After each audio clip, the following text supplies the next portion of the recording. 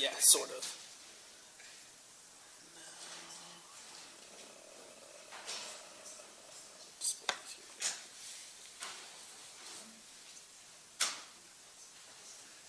Okay, so it sees it.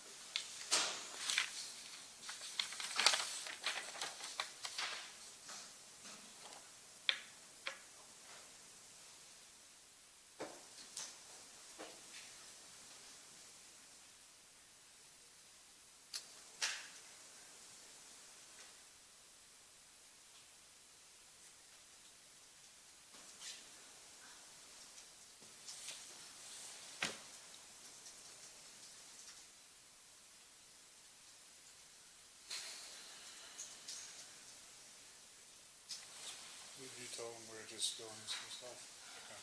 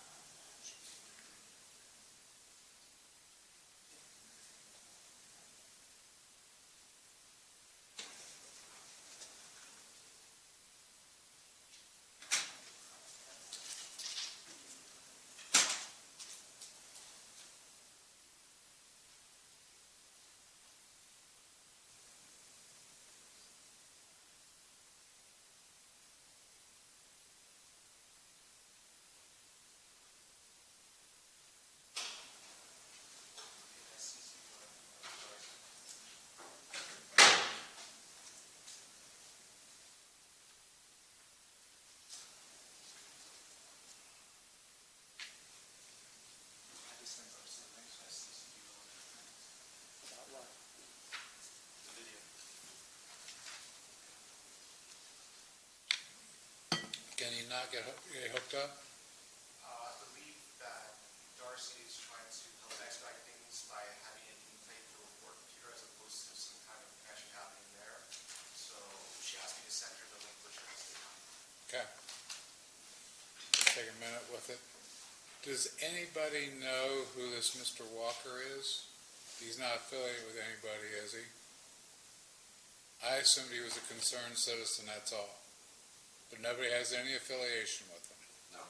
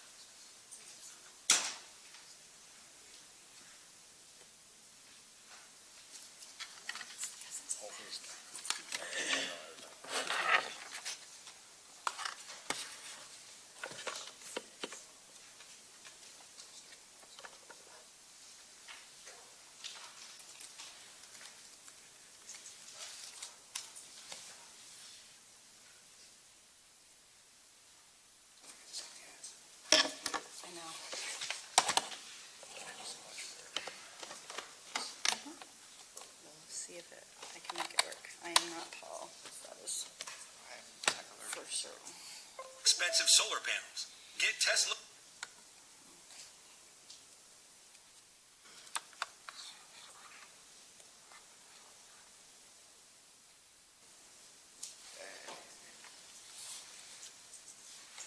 It's already pulled up. You just need to play and then, yeah. Let me just mute it for 1 second.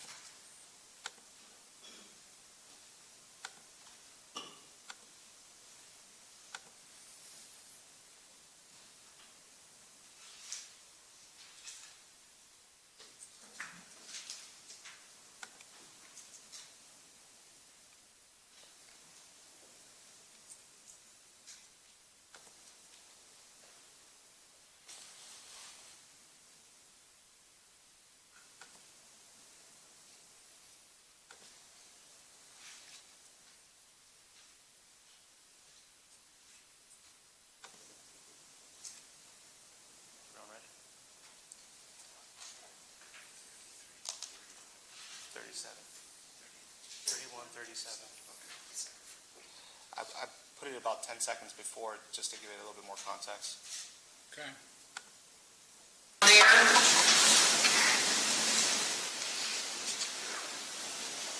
11/1/2018. And what day did your mom die? 11/20/18. And what does the prescription say on the label that it's for? Morphine.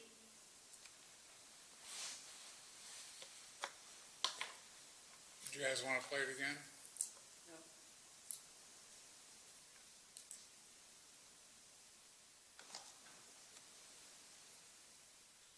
Did the court want me to play it again? I'm sorry. Huh? Did the court want me to play it again? No, no. It did look like she peeled something off. Why don't you go ahead and play it again since you're close? 11/1/2018. And what day did your mom die? 11/20/18. And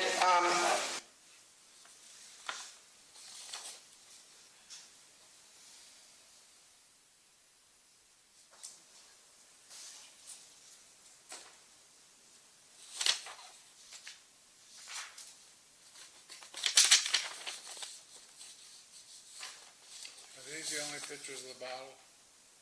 There might be more that we have that we didn't mark. Just the two. But Your Honor, I would note that, those pictures depict what's on the bottle that are critical information, and the defendant, through counsel, has obtained the actual dispensing records for Mrs. Penix, and the dispensing records substantiate that prescription. And Ms. Leonard was cross-examined on the dispensing record. So it's clear that that prescription was prescribed for Melissa Penix, that it was filled multiple times, that it was for 15 milligrams, and that we sent a picture of the vial, of the bottle, to the defendant, supplemented it in January, and that if the court wants to strike the bottle because there's some fear that there was picking at it or one of the smaller labels picked off, that's fine. We're happy to go with the picture. I don't feel, or I would submit at this point that it's clear what all this means, that the lady had a prescription for 15 milligrams of morphine, that it was filled repeatedly. The defense sponsored that particular piece of information, and therefore none of the testimony should be stricken. If there is action to be taken in this matter, it would involve, sadly, questioning of the conduct of the witness, not striking the evidence implying that the state of Ohio has done something untoward in this matter. Ms. Massey? Thank you, Your Honor. Your Honor, I think the bigger picture is certainly not about the pill bottle. It is about a witness under oath put forth by the state of Ohio in a case against my client who's charged with 14 counts of murder that captured on video is clearly, and I say clearly now that everyone's had an opportunity to see it, taking something off the bottle. And as I'm sure this court noticed, she then proceeds to lower the bottle under the shelf. Importantly, there are some facial expressions that she makes while she's doing it. And when she further testifies and the bottle is below the shelf, she's literally looking down and doing something further. I think it is a bigger problem than the pill bottle. I think that we should be able to play this for the jury and also create forensically some still shots of her face. I think this goes directly to the witness's credibility or lack thereof. She was under oath and is actually tampering with evidence while she's on the witness stand. So I think we're beyond the admissibility of a pill bottle itself at this point, Your Honor. Thank you. I'm looking at the pill bottle as we speak here, which is State's Exhibit 33. Okay, there is the natural sticker, there's a secondary sticker, both look like they are not sticking close to the bottle. There is some writing that was added to the bottle, a circle of the 60, 2 dashes, and it looks like M something or other is written, but it's faded. Okay, there is another mark on there. It looks like, due to the nature of the label, it looks like some pressure was put on it. It's located right under the word daily, approximately an inch. Okay, I don't know if it was an alcohol tag, but we don't know. I did not see her do this live because I was at the wrong angle. Okay?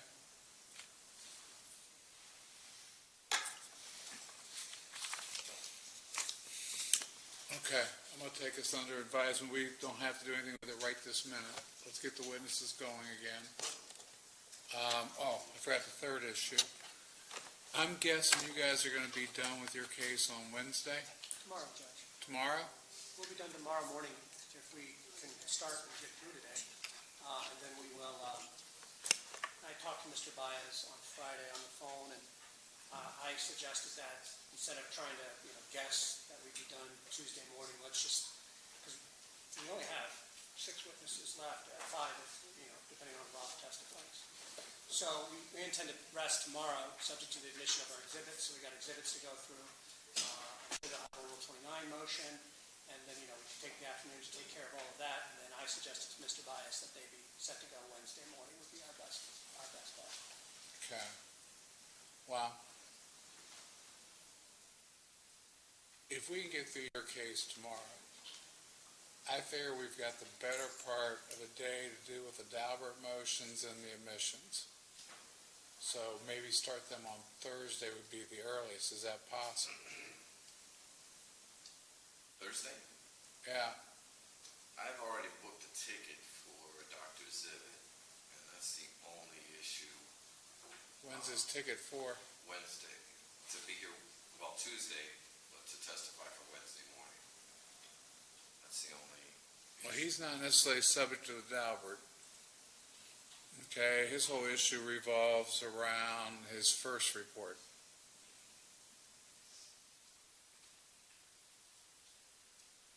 So I could technically do the Daubert hearings on Thursday, because we'll probably have to have them by Zoom contact us for testimonial purposes.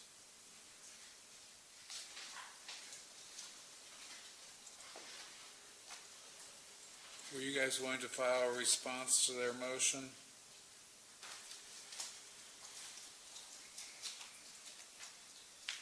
The issue that we have is, I don't know how the court feels about this, but it's our position that this is a frivolous motion as it relates to Dr. Patel. And I could lay hotel side, I'm putting him in the category with the Daubert hearing. Correct. Dr. Zivet is the one that I'm concerned about because we have two reports, may have erroneously got over, but we have two reports that contradict themselves in a way or have additional information considered. Were you guys going to respond to that motion, or are we just going to argue it later today? If the court wants us to respond to it, we certainly can.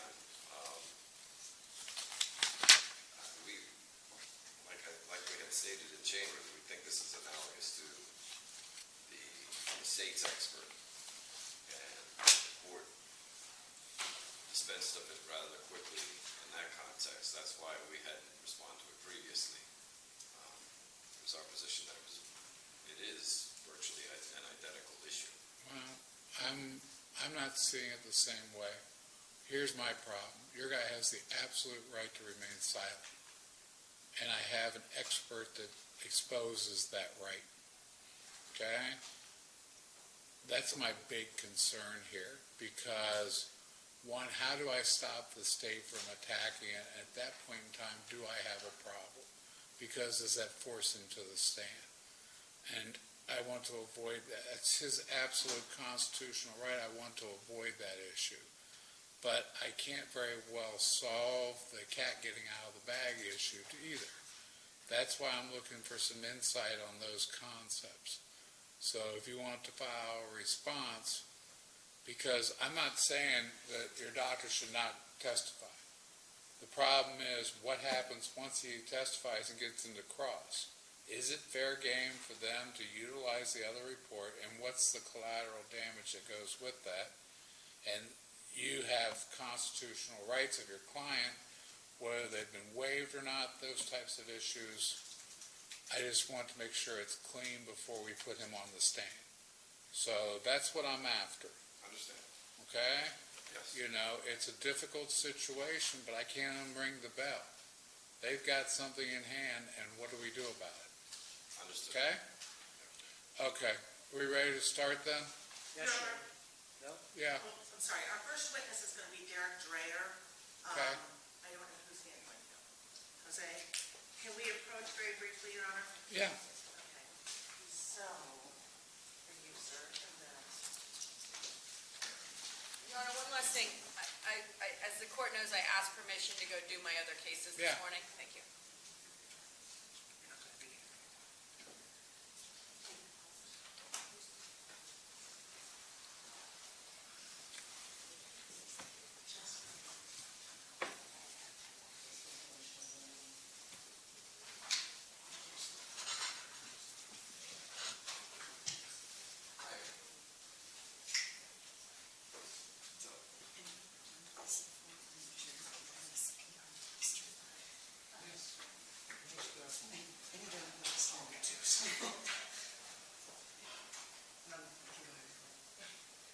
There was a motion on the original talk about Instagram postings on Derek Dreyer, Your Honor.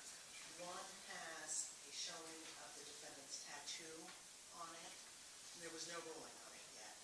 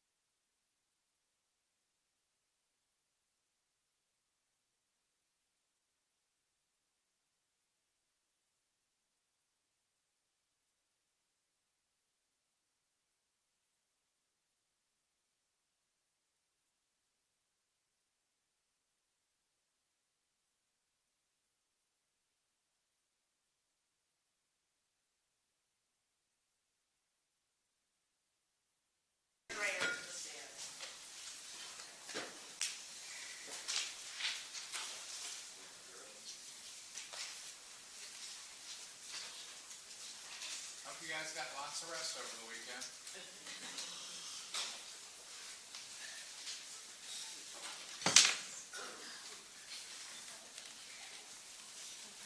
Good, come on up. Take a long walk there. Okay, I need you to raise your right hand. You solemnly swear to tell the truth, the whole truth, and nothing but the truth, so help you God. I do. Go ahead and make yourself comfortable there. You got a mic there in front of you that's been pushed away. So you move that kind of the middle there. You need it up in the book to hear you. I just moved the book in front of that strap, and there you go. Okay, I need you to state your name for the record and spell your name for my court reporter, please. Sure. Derek Dreyer, spelled D as in Delta, E-R-E-K. Last name spelled D as in Delta, R-E-Y-E-R. Can you guys hear him? Okay.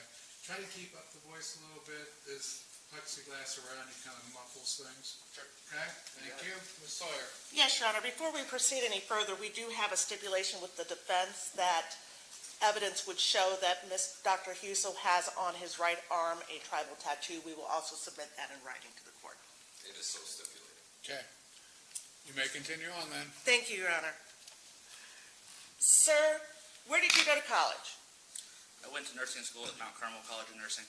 All right, and a little bit louder because I'm having trouble seeing you. Sure. And- You want me to repeat that? Please. I went to nursing school at Mount Carmel College of Nursing. And when did you attend Mount Carmel College of Nursing, sir?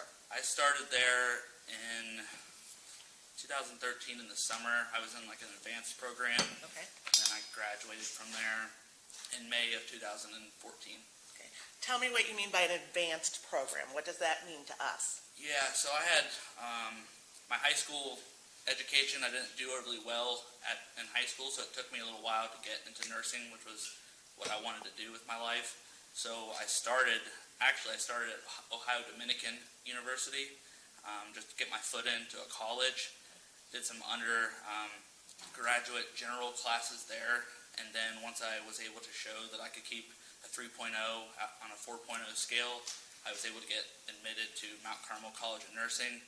And so in the summer of 2013, I took my entire junior year of nursing school in that summer time period, so it was advanced. Okay. When did you graduate from nursing school then? It would have been May of 2014. And did you become a licensed or a registered nurse at some point thereafter? Yes, I did. When did that occur, sir? It would have occurred, I believe, probably it was in the summer of 2014, I'd say maybe August. And after that, did you become employed as a nurse?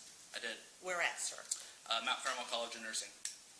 I'm sorry, Mount Carmel West Hospital. My apologies. And when approximately did that job start? I took that job in August of 2014. And were you assigned to any specific division of Mount Carmel West? So I started on the third floor at Mount Carmel West, which was medical surgical with a palliative and hospice oncology focus. Okay. I worked there for about a year prior to graduating nursing school as a basically nursing assistant. Okay. So it kind of was a nice little transition into the nursing profession. And once you became licensed, did you switch jobs? Yes, I did. Where did you become employed then? So when I became licensed, I stuck on the same unit, the third floor at Mount Carmel West. I worked on the third floor for about a year and a half. Was there, at that time, any particular shift you worked? I basically worked night shift. And you said you were there for about a year and a half, so did you then switch to a different floor? I did. When did that occur? I switched to the intensive care unit at Mount Carmel West in September of 15.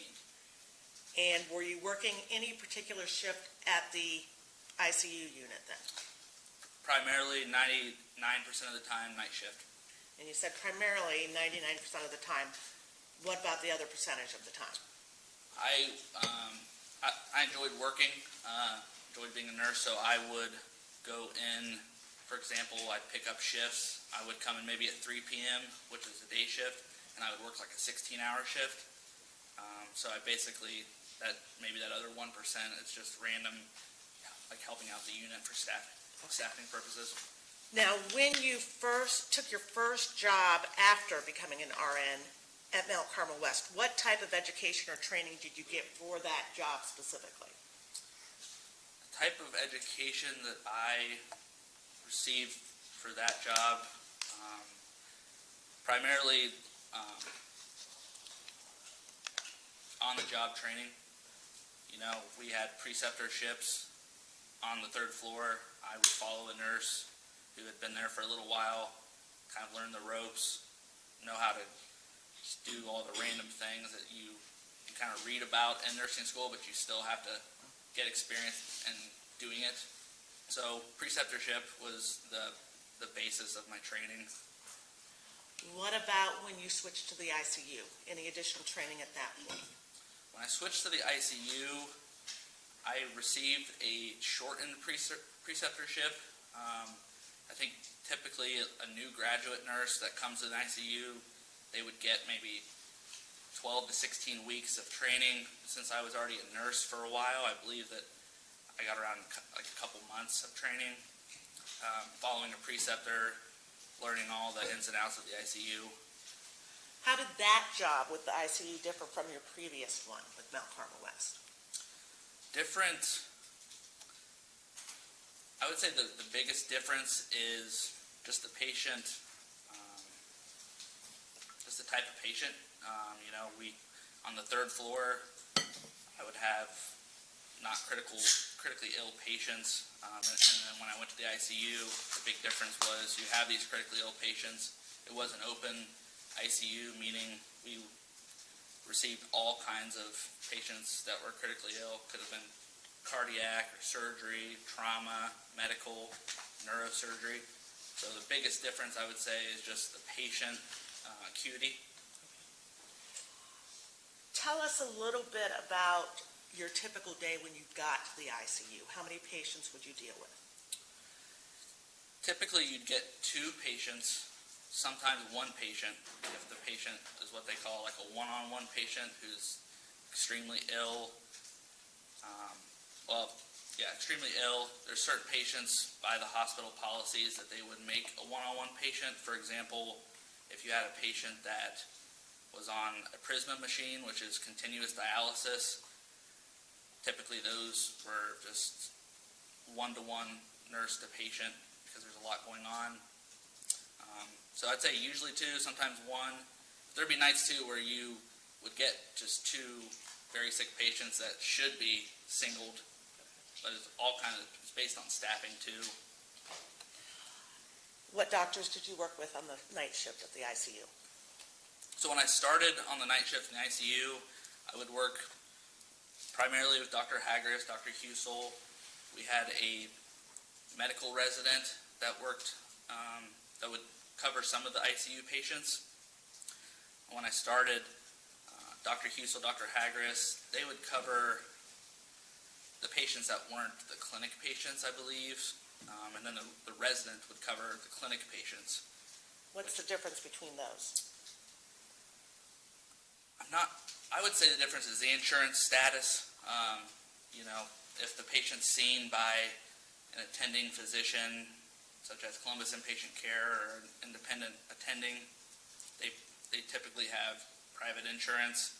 And then Mount Carmel being a teaching hospital, they have a clinic where they provide care to patients that might not have insurance. So that's kind of what I understood as the differential, how the patients were split up. And that was kind of when I first started. And then they ended up getting rid of the medical resident. Okay. I primarily worked with Dr. Husel and Dr. Hagris. Do you remember when approximately the residents were gotten rid of? I don't. Okay, that's fair. Medication. If you needed to get medication at the ICU, tell us a little bit about how that you would go about getting that. So a few different ways. If it is a scheduled medication, the medication could be dispersed to the patient's room by the pharmacy. So it'd be available for you there. Possibly it's scheduled, it's not kept in the pharmacy, it's kept in the Pyxis machine, so you go get it from there. Sometimes we would do override of medications commonly in the ICU for various different things. And also, sometimes you'd have a situation, at least in my experience, where pharmacy has to bring the medication up to me and the staff at the bedside. And when you say override, tell us what you mean by that. So, by override, generally speaking, going to the Pyxis, pulling up my patient, getting whatever medication I might need. It could be just a wide range of medications. It could be IV fluid bags. It could be sterile water where there's not a patient order in for that sterile water, so you still have to just go in and override it. Or it could be, in these cases, getting the medications and these urgent situations to, take care of the patient. And when you're talking about an override, does that mean you're pulling it without pharmacy approving it in advance?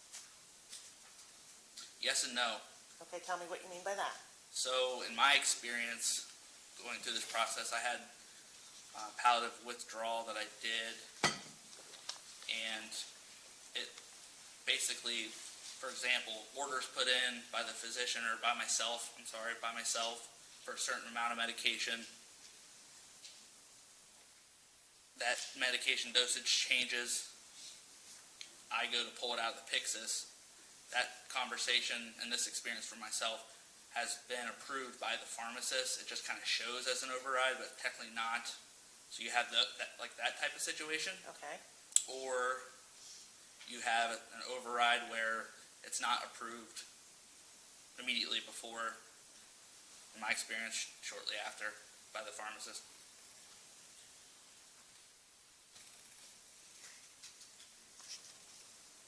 Now, you indicated when you entered an order. Where do you get the orders for medication from? The prescriber, so as nurses, we don't prescribe, so we would have to get a verbal order. Typically in the ICU, it's common to get just verbal orders from the physicians, and then we put it in. Are you aware of any policy at Mount Carmel West regarding when you would be allowed to obtain medication from the Pyxis machine via an override? At the time, no.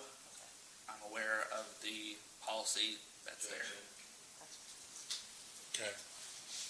Sustained. We'll leave it at the no. That's- Ladies and gentlemen, disregard the rest of the answer. Thank you, Your Honor. I assume that's your objection. Yes, sir.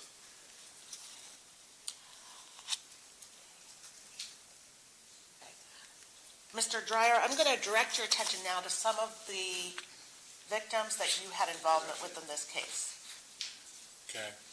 To the alleged victims, you mean? The alleged victims, Your Honor. Okay. And I'm going to start with Brandy McDonald. And sir, I'm going to first show you what I've marked for identification as State's Exhibit 5I. And let me enlarge this a little bit for everybody to see.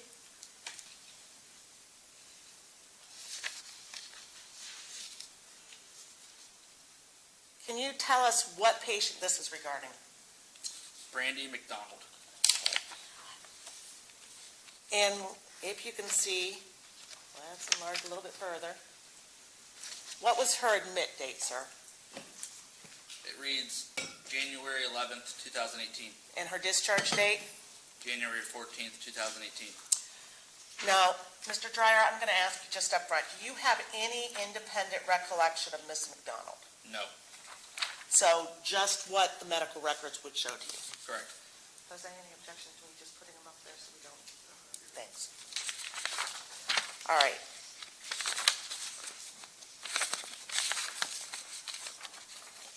So I want to direct your attention, and again regarding Brandy McDonald, Correct. I want to direct your attention to this order, the middle of the page. Can you tell us about that, Mr. Dreyer? Middle of the page, there appears to be an order for midazolam or Versed, And how much? 2 milligrams. And what date and time was this at, sir? Looks like this was at 6:53 in the morning on January 14th, 2018. And how was this administered? IV push. To the best of your recollection, Do you remember or not whether or not this was the time she was being intubated? Independent recollection, Or based upon review of the medical records? yeah, when I reviewed the medical records, it appeared that she was being intubated. And based upon your review of the medical records, do you recall whether or not this 2 milligrams of midazolam alleviated any pain that she might have had during the intubation process? I don't recall. That's fair.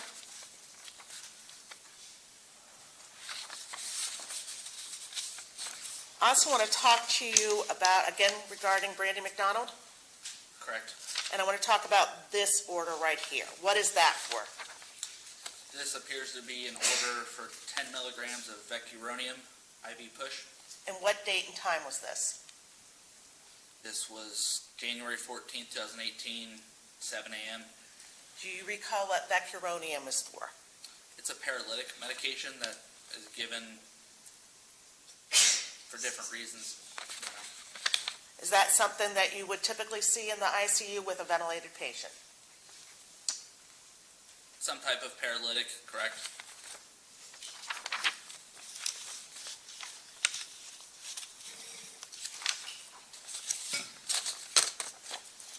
Mr. Dreyer, the next patient I want to discuss is going to be James Allen.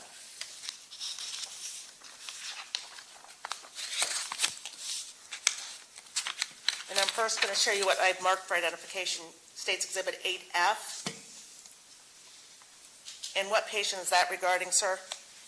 James Allen, And what date was he admitted on? May 24th, 2018. And what date was he discharged on? May 28th, 2018.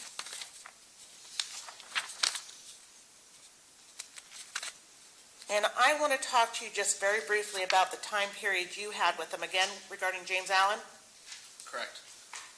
And I want to direct your attention to the bottom of this. What is this typically? How would you describe this to us? Is the patient having pain and there's a list? So this, it's confusing for me to look at because this is Paper. a paper, you know, in the computer, it's obviously formatted differently. This would be part of an every 2-hour check on the patient that you would go through, and one of the things you would assess, you know, is the patient having pain. That's part of the kind of the serial every 2-hour checks. And when did you see Mr. Allen? It appears by the documentation, I saw him at the beginning of the night shift on May 25th, 2018 at 7:30 p.m. and 9:45 p.m. And what was your finding regarding whether or not he was having any pain at that time? I inputted no for both times. And just switching to the next page, again, James Allen, That's correct. did you continue with him as a patient during the remainder of your shift? That's correct. So that would be May 25th going into May 26th? Correct. And what was your finding regarding whether he was having any pain at that time? Looks like I put in no for all the other checks for that shift. And based upon this, does it appear you had any further contact with Mr. Allen after that date? Correct.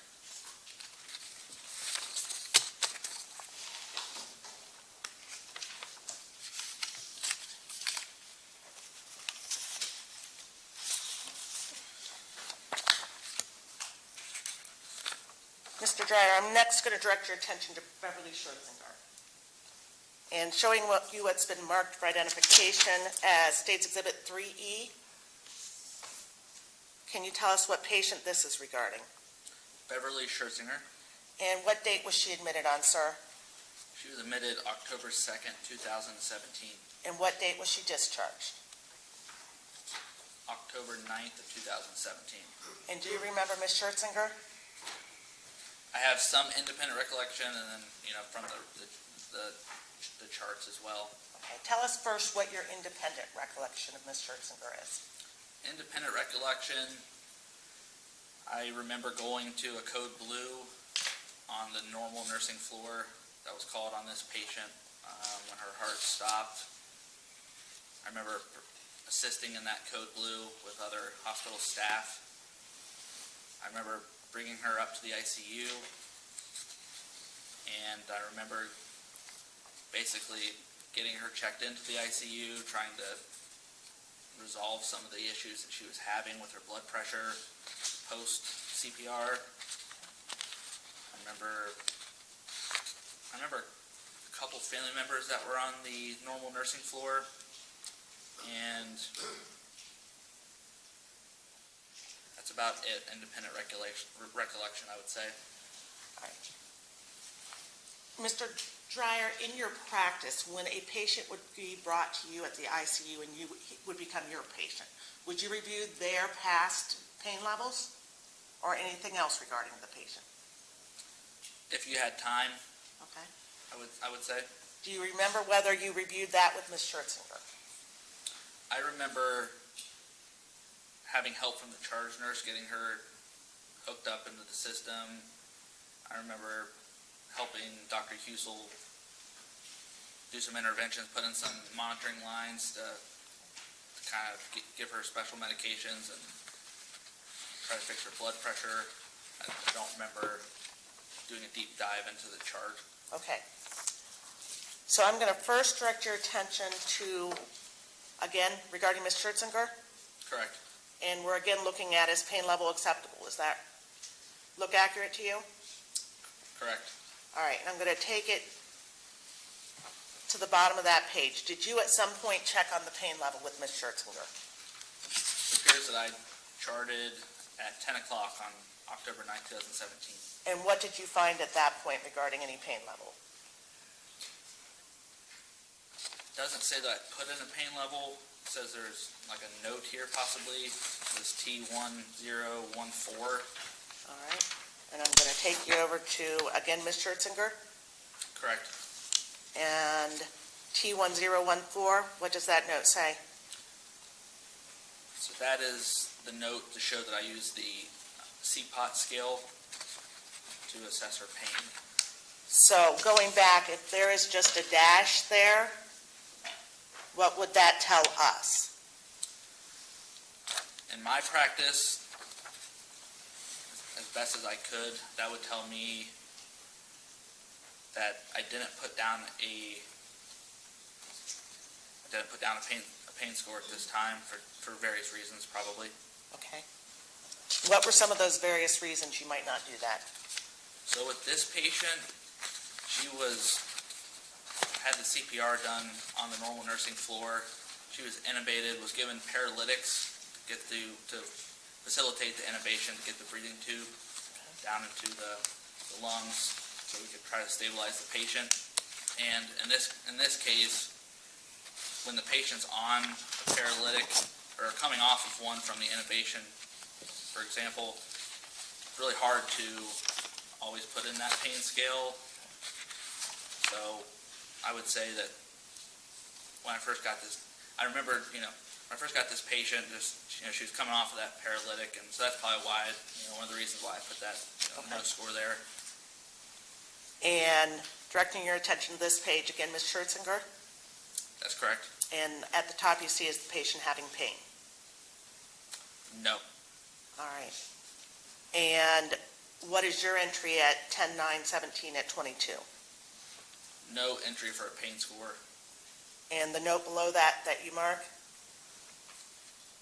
Patient unable to self-report pain. And do you recall why that was? So I think that kind of ties into what I was trying to describe.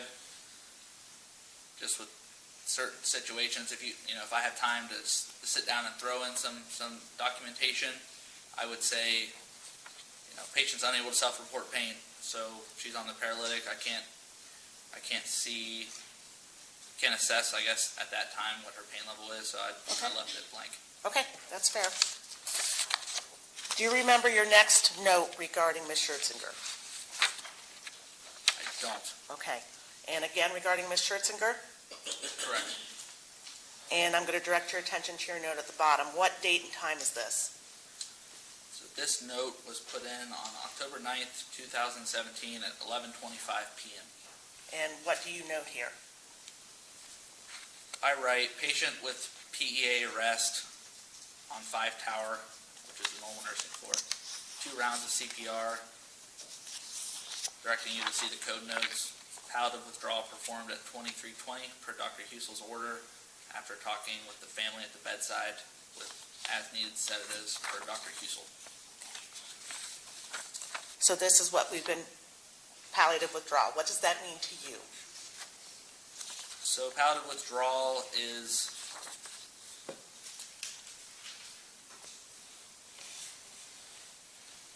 basically getting to a point in the patient's care where the goals of care is to be comfortable or not continue the aggressive measures. So it's stopping these life support measures. Okay, hold on 1 second. You okay? Okay, just making sure. Do you You've recall done what, so well so far. Okay. do you recall, Mr. Dreyer, what medication was ordered on Ms. Scherzinger at this time? She was ordered 500 milligrams of fentanyl and I believe 4 milligrams of Versed. And I'm going to show you those orders again, Ms. Scherzinger. Correct. And is this the order for the 500 micrograms of fentanyl? Correct. How was this to be administered? IV push. And what time did that order take place? Looks like 11:24 p.m. And do you know whether or not this was approved prior to you pulling it out of the Pyxis machine? It appears a couple minutes after. Okay. And then, again, Ms. Scherzinger, Correct. and what medication order is this for? This is for the midazolam or the Versed, 4 milligrams IV push. And what date and time? Looks like 11:24 p.m. is when it was administered. And who ordered both the fentanyl and the midazolam? Dr. Husel. Was that via a written or a verbal order, if you remember? Don't remember. That's fair. What did you do once you received this order and pulled the medication, Mr. Dreyer? Don't remember specifics. I just remember, I could just talk to what my practice would entail, Okay. which would be pull the medications. What would you have done from there? Yeah, going to the patient's room, getting them drawn up, getting them prepared for the patient, doing a final review, making sure I have the right doses and that were ordered by the prescriber and administering the medication. And did you administer that medication, both the fentanyl and the midazolam, to Ms. Scherzinger? Yes.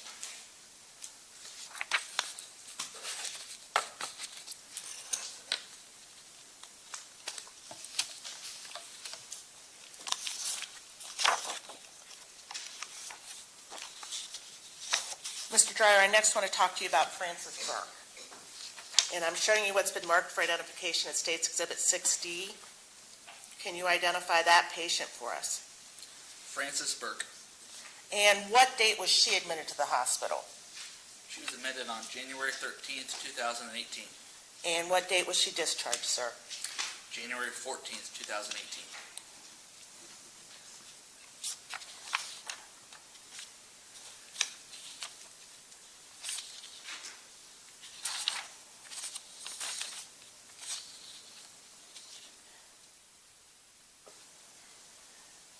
Did you review any prior medication that she may have received, if you recall?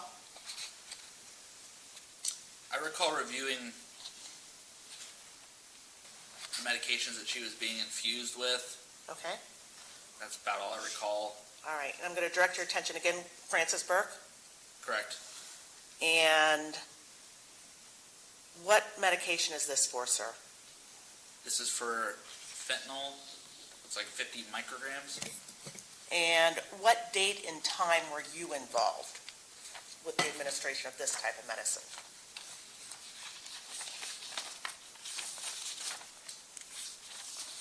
It appears January 13th of 2018 at 7:20 p.m. Looks like I have my name's in the chart there. And any remembrance of whether or not this alleviated Ms. Burke's pain? I don't remember giving her any fentanyl at this time. I don't know, it looks like I'm modifying something in the chart, Okay, and up underneath the top line there, order for fentanyl, it says the order status is discontinued. I'm probably just maybe like reviewing the orders, okay, so I don't recall giving any fentanyl at that time. all right. But you do recall reviewing it and seeing that she at least at some point had received 50 micrograms? According to the, According to the charts, yes. okay.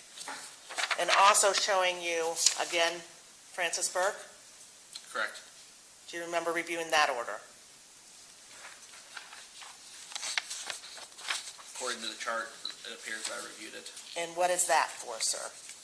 So this appears that this is being discontinued. It appears this was ordered by Dr. Klosser at some point, and the action here is to discontinue it. And how much is that for, the midazolam? 1 milligram. All right, and I want to show you, again regarding Francis Burke, Correct. do you see this first column where it talks about pain score? Correct. What does her history show us at this point? Specifically speaking to the pain score, it appears that she has several zeros, indicating no pain per the chart. And then my score at, looks like 2 minutes after midnight on the 14th of a 10 for pain. All right, and I'm going to direct your attention to your progress note regarding this, again regarding Ms. Burke. Correct. And bottom of the page, what date and time is your progress note made? My progress note is entered on January 14th, 2018. Looks like 4 minutes after midnight. And what are you doing at this time? I am, looks like Dr. Husel, I'm documenting Dr. Husel's talk with the family where the decision had been made to withdraw care for the family and Dr. Husel, and I'm performing that palliative withdrawal, giving the medications that were ordered, moving the endotracheal tube, and then paging the chaplain as well. And this is going on, if you recall, do you recall the time that you gave the 10 pain score? I believe it was a couple minutes after midnight. Okay, so this appears to be when you gave the 10. Would that be accurate? Correct. Why did you give a 10? So I do have some independent recollection of her clinical picture. She looked just very, very bad in the bed. She was writhing around in the bed, posturing, clamping down on the breathing tube. She had a very massive brain bleed that was causing all these seizure-like activities. Just looked very poor on my assessment. And prior to that, 50 micrograms of fentanyl, and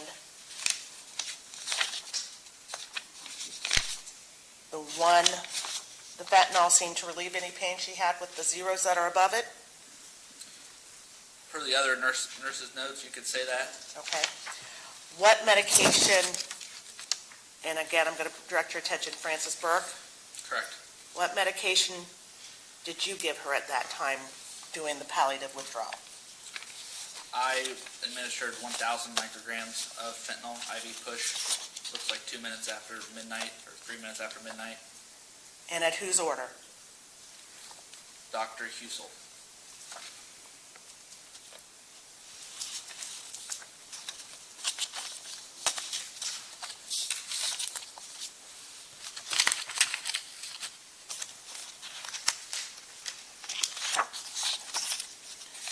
All right, Mr. Dreyer, the last patient I want to talk to you about is Jeremy Hodge. And this is State's Exhibit 7E. Can you identify the patient for us? Jeremiah Hodge. All right, and I think it's Jeremy is what we've been told is how it's pronounced. Sue, I think she went by Sue at the hospital. I believe I've seen that All right. somewhere. And what date was she admitted to the hospital? She was admitted April 1st, 2018. And what date was she discharged? April 1st, 2018. Do you have any independent recollection of Miss Hodge? I do. Tell us about that. Miss Hodge up to the ICU from the cath lab where patients go when they're having various issues with the heart, could be a heart attack. She comes up to the ICU, bed 7 of the ICU. I have help from a colleague to help her get checked in, meaning we hook her up to all the monitors. The cath lab nurses are pushing her. Basically, you go from the basement up into the elevator, you go down the back of the ICU. It's probably about a 5-minute little trip. I remember them pushing her into the room. We get her pulled over to the bed, get her hooked up to the monitor, and she already does not have a pulse. She's in what we call PEA. Okay. PEA means what? It's pulseless electrical activity. Okay. So it appears, basically, your heart has electrical function and muscular function. So your muscular function in this case stops. It's not pumping the blood and oxygen to the body, but that electrical system is still at least appearing on the monitor that it's intact, so you're seeing a heart rhythm. Okay. So I vividly remember that, getting her hooked up, calling out a code blue, performing more CPR.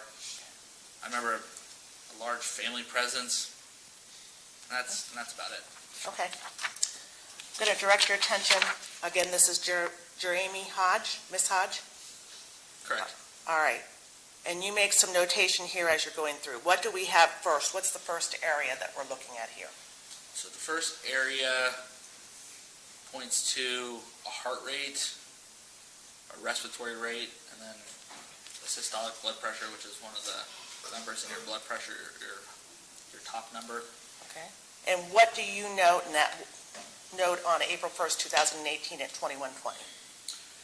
It appears her heart rate is 94, her respiratory rate is 18, and her blood pressure is 108.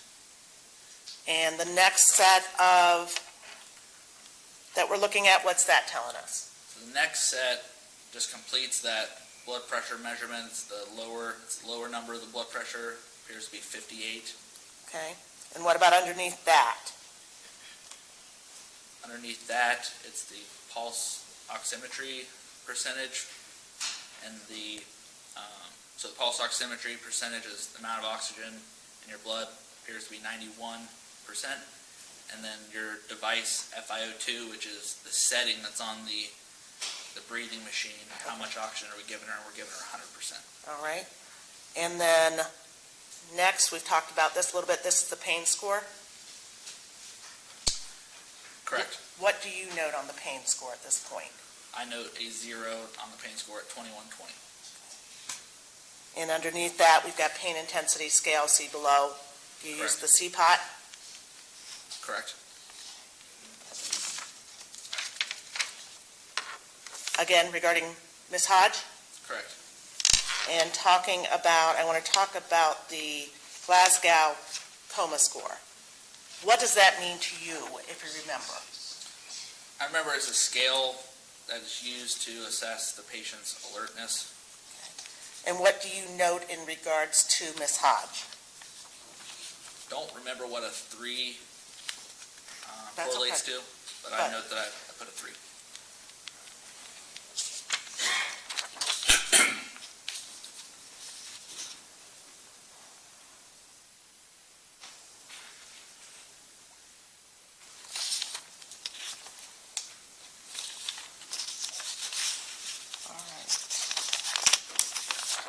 And I want to direct your attention then to, again, regarding Ms. Hodge Correct.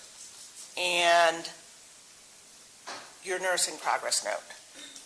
Correct. What does that say? Tell us. It reads, patient is in PEA on arrival to bed 7, 4H07. And what's going on at this point? We're performing 3 more rounds of CPR, which is ACLS. It's advanced cardiac life support. ROSC, which means we had a return of spontaneous circulation, so we did get a pulse back. And then the last couple sentences speaks to the palliative withdrawal, says palliative withdrawal per Dr. Husel and family at bedside, fentanyl and Versed given. And I just say see doctor's note for further. And this is at what time? on April 1st? It appears to be 9:36 p.m. And I just want to go back very quickly. What pain score did you give her just a few minutes before that? At 9:20 p.m., my pain score in the chart is charted as 0. All right. And again, regarding Ms. Hodge, Correct. what medication did you give in the course of doing the palliative withdrawal? With a palliative withdrawal at 9:35 p.m., she was given 800 micrograms of fentanyl, as well as 6 milligrams of midazolam, or Versed. And that was via IV push? IV push, yes. Who ordered that medication, sir? Dr. Husel. And did you in fact give that medication to Ms. Hodge? Yes. And I don't think I asked, the medication with Ms. Burke, did you also give her that medication at the Yes. time of palliative withdrawal? Yes.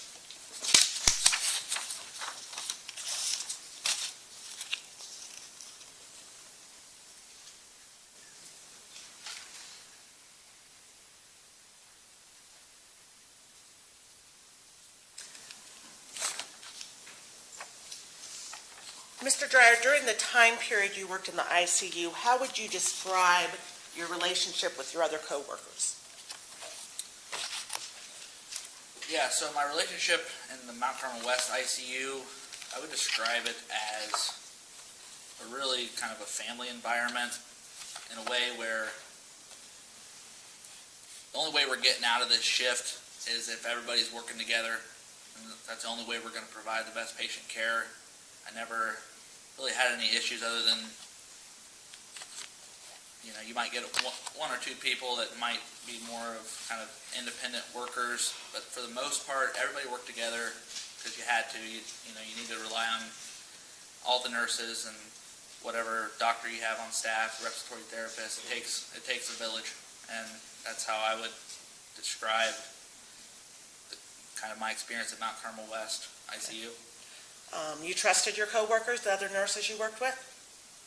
Yes. What about your relationship with Dr. Hagris? I trusted Dr. Hagris, enjoyed working with him. What about Dr. Husel? Also trusted Dr. Husel, enjoyed working with him. Learned a lot from Dr. Husel about various things. And did you have a relationship with Dr. Husel outside of work? Yeah, we were friends. We were all. I was so busy working, going to school. He was busy working. Every once in a while, we'd have a small outing or something if we got around to it. And when you say we, who would be included in that? So it could be me, Dr. Husel, our wives, other nurses. We'd go to dinner. We just very kind of things outside of work that coworkers do, I guess. The medication in these 3 palliative withdrawals, had you ever had experience with any other doctor in palliative withdrawals? Let's rephrase the question, sustained. Sure. Other than these 3 palliative withdrawals, had you ever participated in other palliative withdrawals in the hospital at Mount Carmel West? By independent recollection, I can't remember any. Okay.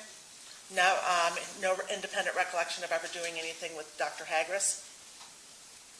I don't recall doing any palliative withdrawals with Dr. Hagris.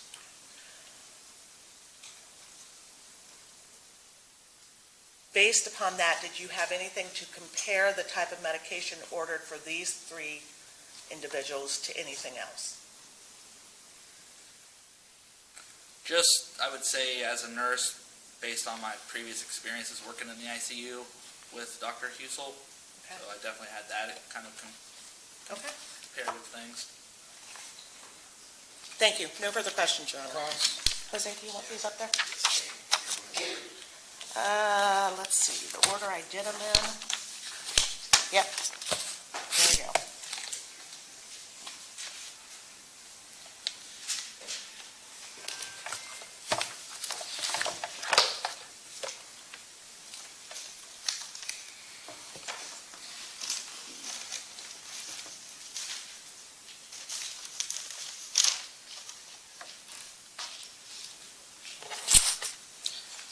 Please, the court. Sorry, grabbing my water.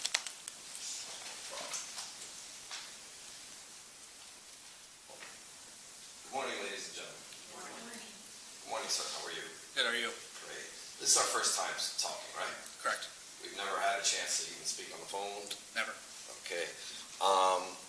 My name is Jose Baez, and I represent Dr. Husel. Nice to meet you. Pleasure. So,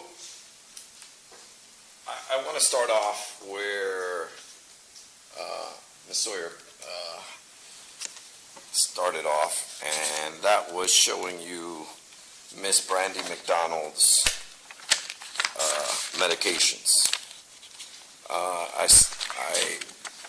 You were asked about this medication.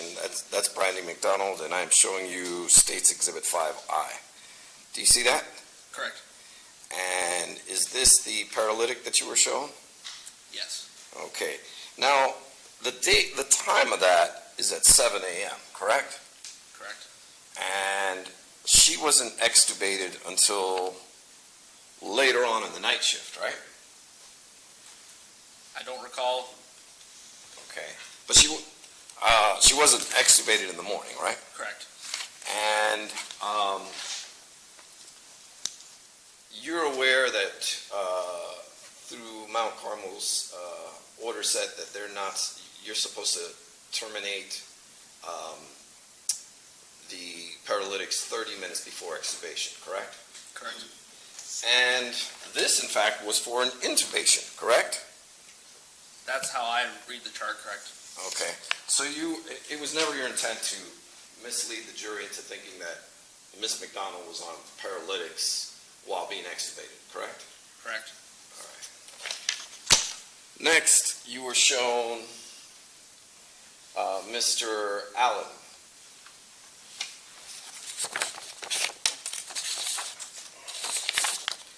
And you were asked about pain scores.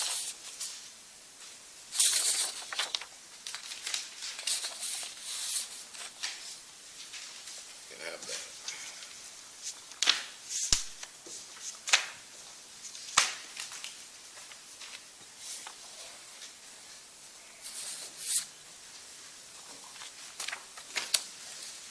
You were asked about these pain scores, correct? I'm showing you, I'm sorry, for the record, 8F, states 8F. You were asked about these pain scores where it has your name. Do you see that? Yes, I do. And that's on the 25th, right? Yes.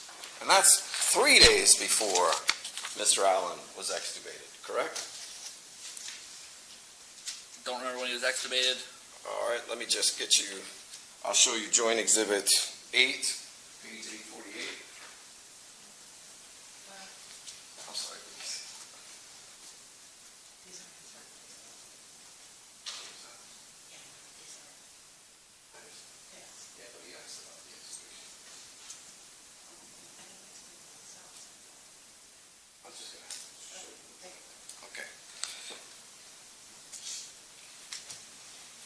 Do you see that there? I do. And this, of course, is a nurse's note on the extubation, right? Correct. So, and the date on that is, what date, sir? 5/28/2018. So you're asked about pain scores 3 days before his extubation, correct? Correct. Okay. Again, it was not your intent to mislead the jury into thinking that he had 0 pain scores. As to the phrasing. Sustain is the question. You were not asked about pain scores at the time of extubation for Mr. Allen, correct? That's correct.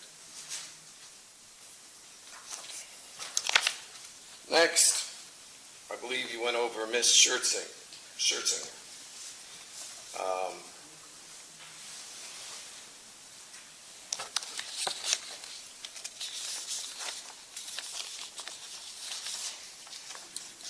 And you were asked about, and I'm showing you States Exhibit 3E. Do you see that? I do. And that's for Miss Scherzinger. Yes, it is. And her admit date was 10/2, Yes. and of course her discharge date, which would have been the time or the date she passed away was 10/9, correct? Correct. And you were asked about medication she was given on 10/9, but a bit earlier, correct? Correct. You were asked about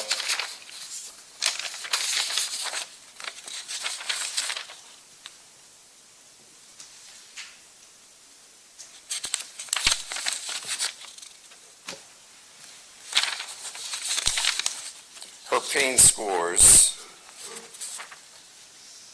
I'm trying to find that page, if you give me just a moment.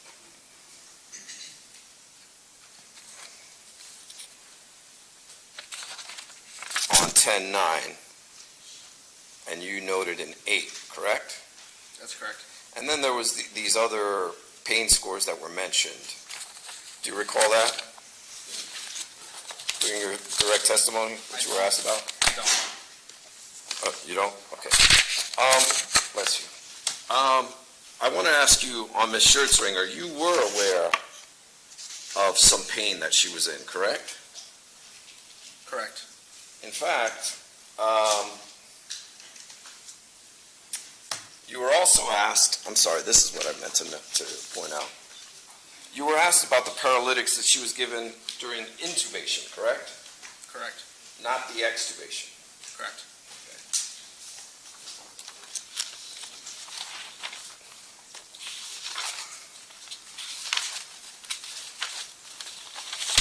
And as it relates to Ms. Scherzinger, why don't you share with the ladies and gentlemen of the jury the pain that you believe she was under based on her clinical picture? Sure.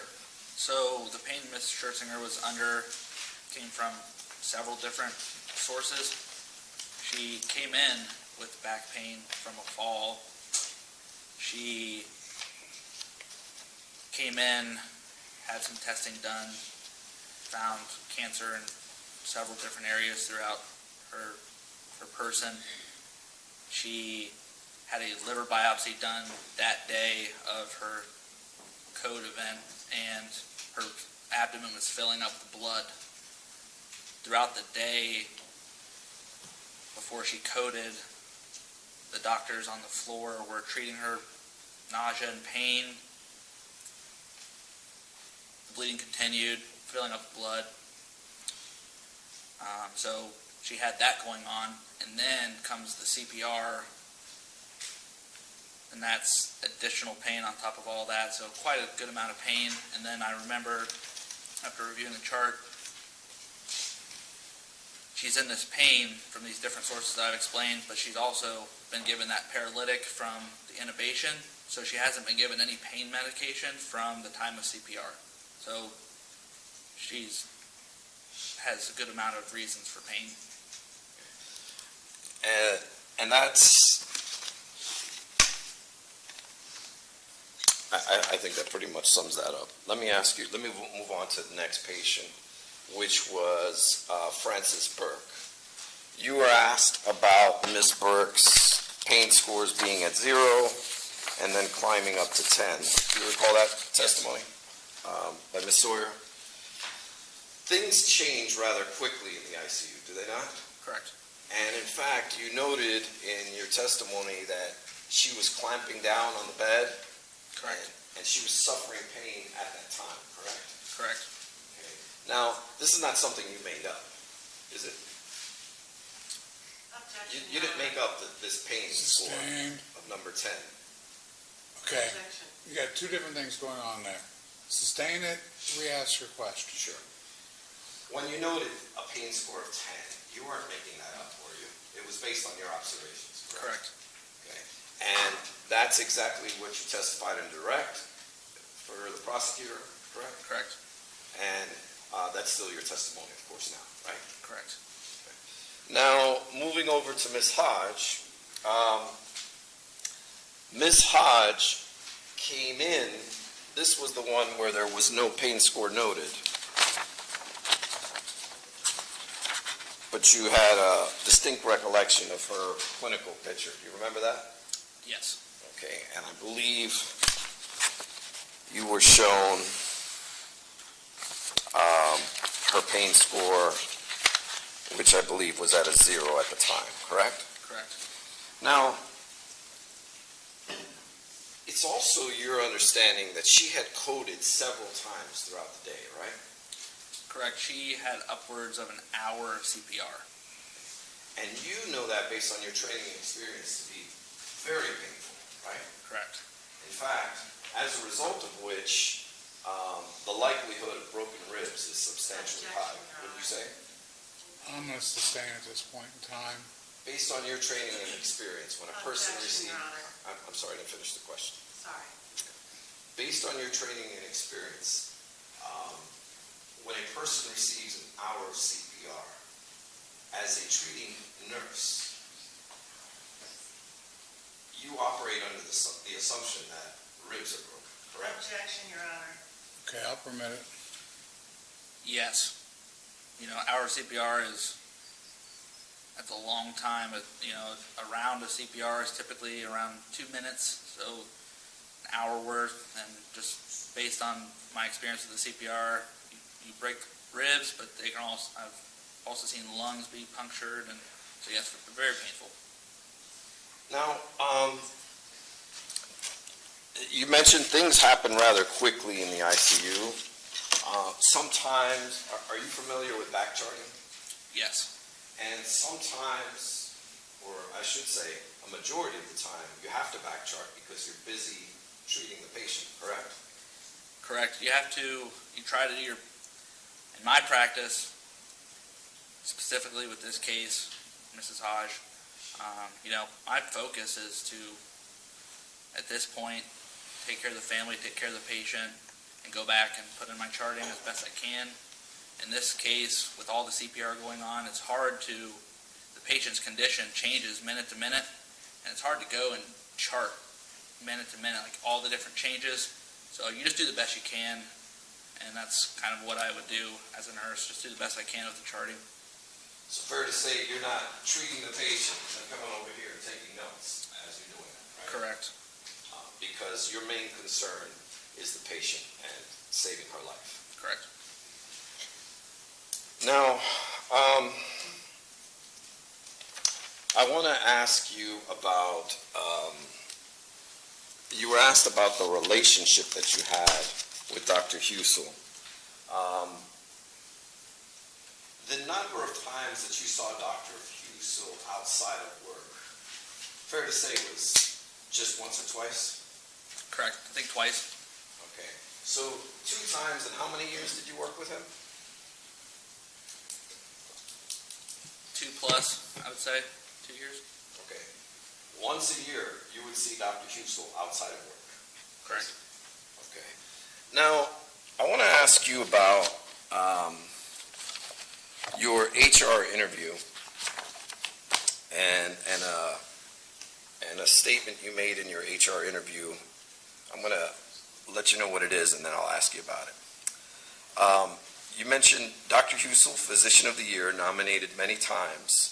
Feels like nurses have been taking a big hit with this situation. How did pharmacy director not see this over 6 years? Okay, let's approach.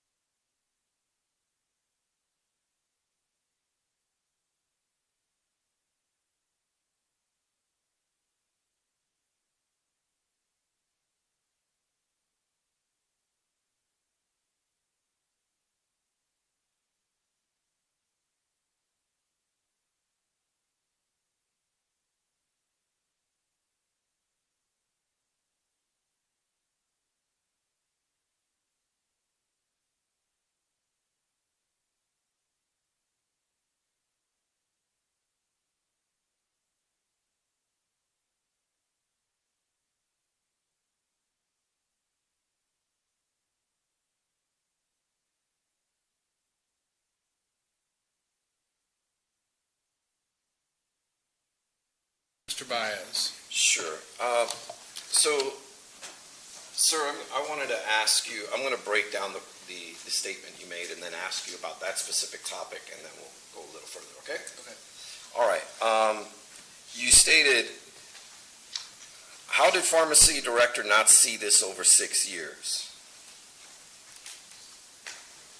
As, based on your working at the ICU, it's your understanding that pharmacy had often verified many of these orders, correct? Correct. And it's also your understanding that sometimes there was an override, but in fact, there were conversations with the pharmacy, and it only looked like an override, correct? Correct. So tell the ladies and gentlemen of the jury how sometimes you would have communication with the pharmacy, but it still shows up as an override.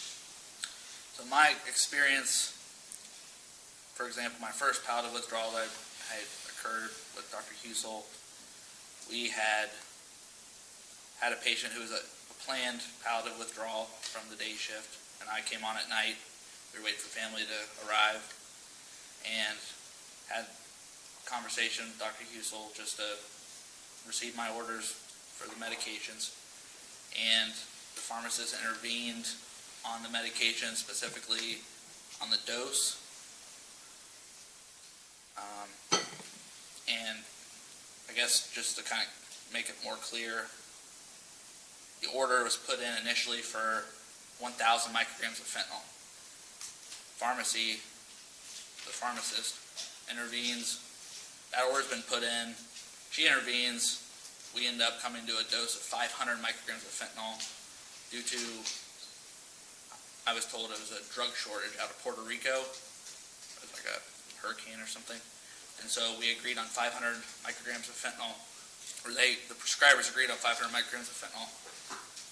And when I go to the Pyxis to pull out that 500 micrograms that the pharmacist has just talked to me about and said, give me the green light, you're good to go, it shows as an override because it's just a formality. I'm pulling it from the 1,000 microgram order that's already in there, but I'm only getting 500 micrograms, so it shows as an override, but technically isn't. So those conversations sometimes are on the kind of side. So it's fair to say that the medical records don't always tell the complete picture, correct? Unfortunately not. And in fact, sometimes it may appear that the pharmacist is not involved until later, when in fact they are, based on phone conversations, correct? That's correct. And you also stated, how did attending physicians not see this? They would have had to write discharge notes. As a nurse practicing in the ICU, you rely on a multidisciplinary approach, correct? That's correct. And you relied on the attending physicians writing these discharge notes and doing their job thoroughly, correct? That's correct. And that's why you brought it to the attention of Human Resources at Mount Carmel. Yeah, I think anytime that I've done something, if I've had, we're all human, so if you ever make a human error, the hospital's going to tell you about it. And so I think my mindset was nothing was told to me. So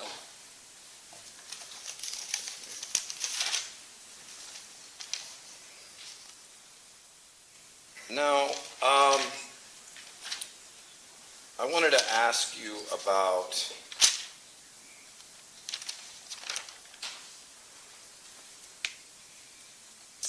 Ms. Hodge.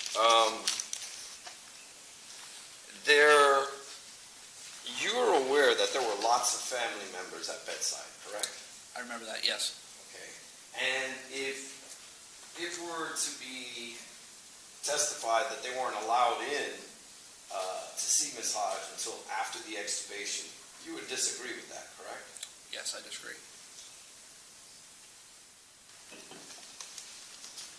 I just want to double check if I can have the court's indulgence to see if I have anything further.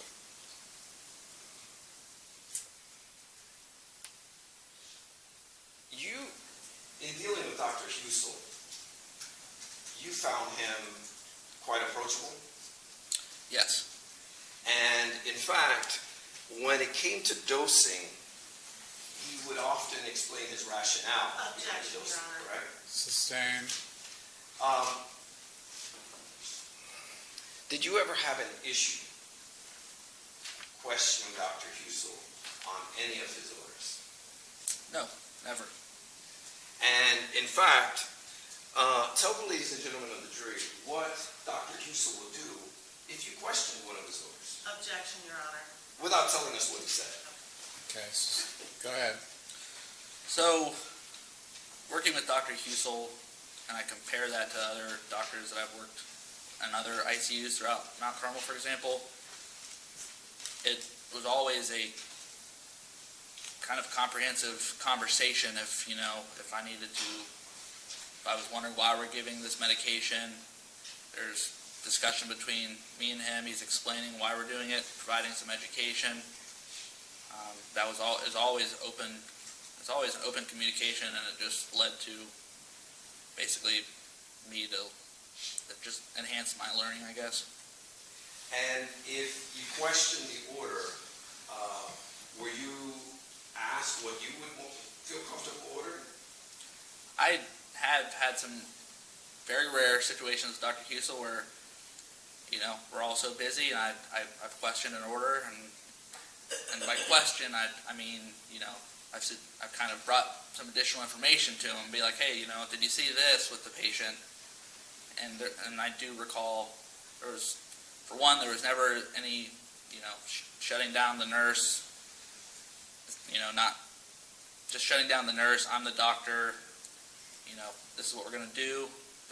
Sometimes there was actually what I suggested, I guess, or not suggested, but kind of just my thoughts would end up being what the treatment would be. So there were very few occasions where my information that I would bring to him would, he would change what we're doing. Okay. Now, there was a unique patient base at Mount Carmel. It served a unique community, correct? Correct. And you had seen even 70-pound little old ladies with lots of pain. Objection, Your Honor. In That's that- relevancy. Okay. I'll just move on, Judge. That's fine. I'll withdraw the question. Now, you were interviewed by law enforcement, correct? Correct. And you, in fact, brought to law enforcement's attention that you have seen studies that actually high doses of fentanyl can prolong life, correct? Yes, correct. And this is a study that you actually saw that was I guess, a medical journal? I believe so, correct.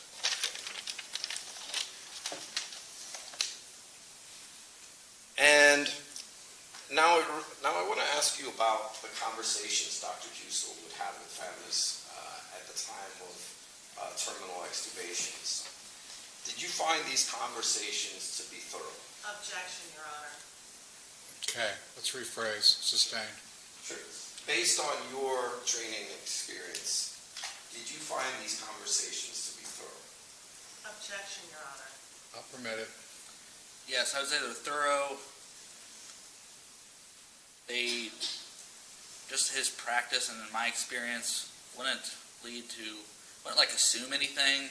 It was kind of just, here's what's going on, here's what we've done, here's your options, and as thorough as possible.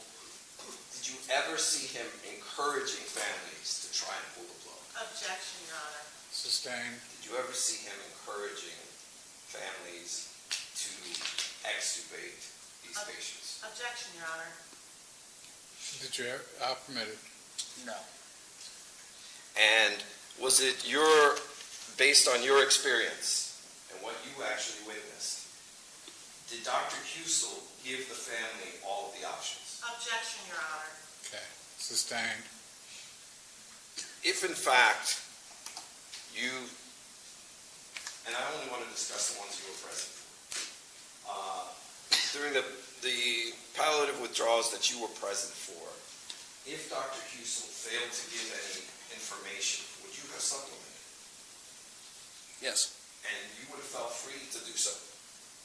Yes, and that's just part of my nursing role, just trying to inform the family.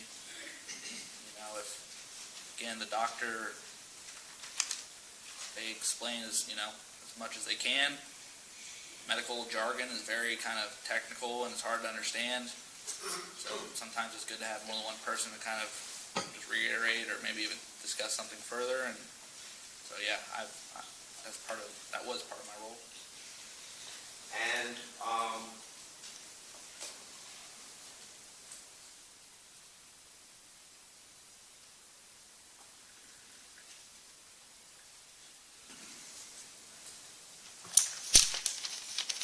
I can have just one moment, Judge. I'm sorry. I think I'll wrap it up.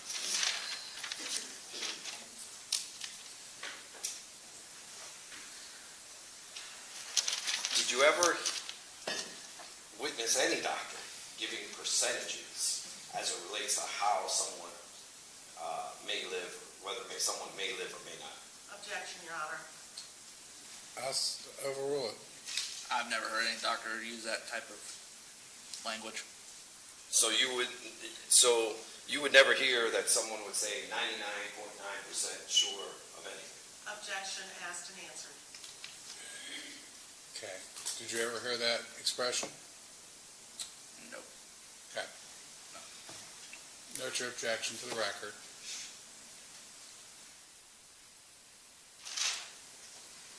I can.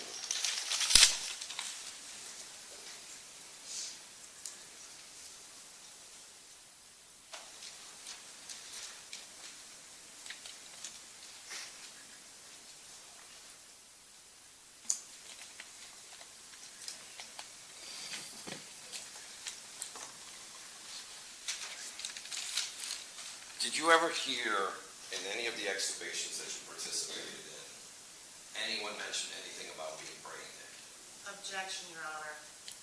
Overruled. I've never heard that, and just from my experience working with specifically Dr. Husel, that Okay, wait a minute. You've never heard it, so that ends the answer. Now, Mr. Dreyer, each and every time you participated with a palliative extubation with Dr. Husel, it was always your intention to give these medications to alleviate pain, correct? that's correct. It was never your intention to hasten any death That's correct. or to kill anyone, Correct. correct? And if you had ever noticed anything that you didn't agree with, that you would have stood up and told someone, correct? That's correct. And it doesn't matter the fact that you saw Dr. Husel 2 times in 2 years outside of work, correct? Okay. Asked and answered. Sustained. Would that have discouraged, would the fact that you went out outside of work 2 times in 2 years with Dr. Husel, would that have influenced you in any way to not report anything? No. I have no further questions. Thank you. Redirect. Thank you, Your Honor.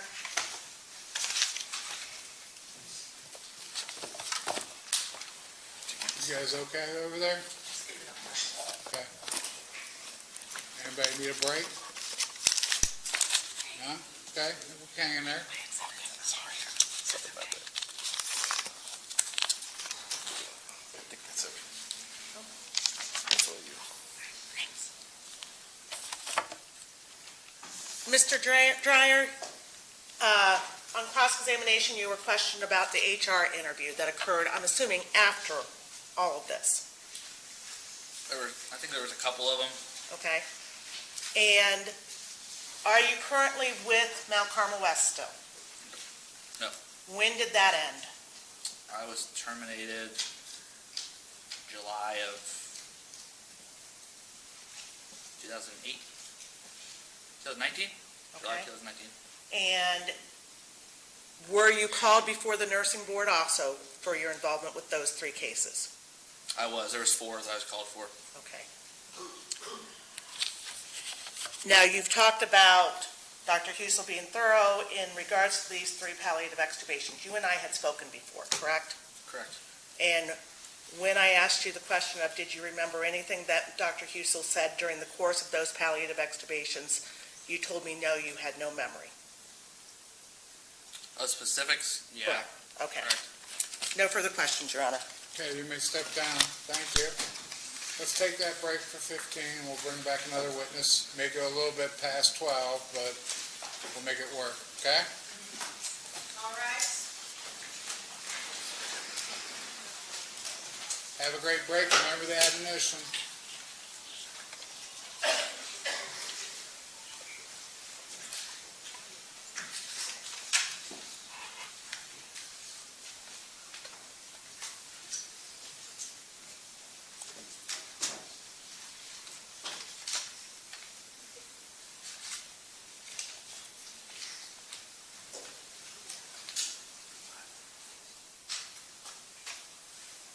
Y'all may be seated. You're excused. Thank you.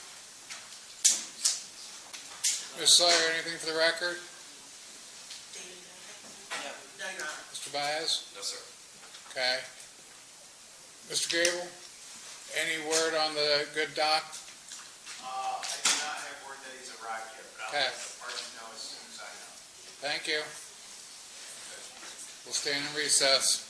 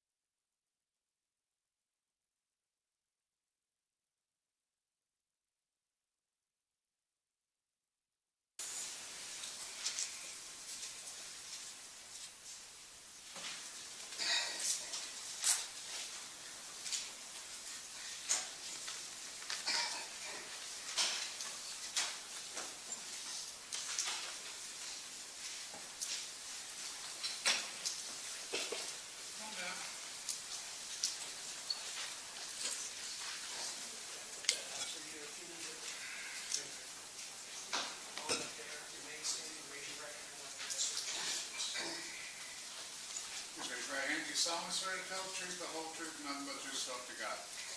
Okay, go ahead and have a seat there. You got that mic there in front of you. I need you to state your name and spell it for me so that my court reporter can hear it. David Austin, D-A-V-I-D-A-U-S-T-I-N. Okay, you're going 100 miles an hour. Okay, take a deep breath. Keep it loud, but let's slow it down a little bit. I know you want to get it out, but we just need to be able to understand it. Okay? Do it again. David Austin, Okay, bye. D-A-V-I-D-A-U-S-T-I-N. Can you guys hear him? No, they're stretching up there. Now, you talk perfectly fine when you're over here with me. Let's light them up. Let's let them hear it, okay? Okay, Mr. Zion. Thank you, sir. Where did you grow up, Mr. Austin? I'm sorry? Where'd you grow up? I was all over the United States and overseas. I was an Army brat. Okay. At some point, did you meet a young lady named Bonnie Austin? Bonnie. Wasn't Bonnie Austin at the time. When did you meet Bonnie? Let's start there. I met her in West Virginia. All right. Were you living in West Virginia at the time? No, I lived in Columbus. All right. When did you meet Bonnie? It was, if my memory serves correctly, was July in 82, I believe it was. 1982? Yes, it was March, by March of 82. All right. You went out on a date with Bonnie? Yes. How many months later were you two married? We got married in July of 82. All right. How long were you two married? We were married 35 years. All right. Where did you two live after you got married? We lived here in Columbus. What did you do for a living? I was a truck driver. All right. Did Bonnie work outside the home? She was a waitress. All right. Did you two have any children together? One. All right. Was that a son or a daughter? Pardon? Did you have a son or a daughter? A daughter. All right. And did you raise her here in Columbus? Yes. All right. Back in September of 2018, was Bonnie having any problems health-wise? Yes. Tell us about the problems she was having that day. She had the day, she was having trouble breathing. So she did a breathing machine. She tried to get her breathing. She didn't do no good. So we called the emergency squad. The emergency squad came. I'm going to stop you there. You said you had a breathing machine at home? Yes. Had this been an ongoing problem for Bonnie? The breathing, yes. All right. Had she been to the hospital before for this? Yes. Had she been recently to the hospital before for this? I can't remember the last time she was there. All right. Did she have a diagnosis related to her breathing that you were aware of? Yes. Do you remember what that disease was called?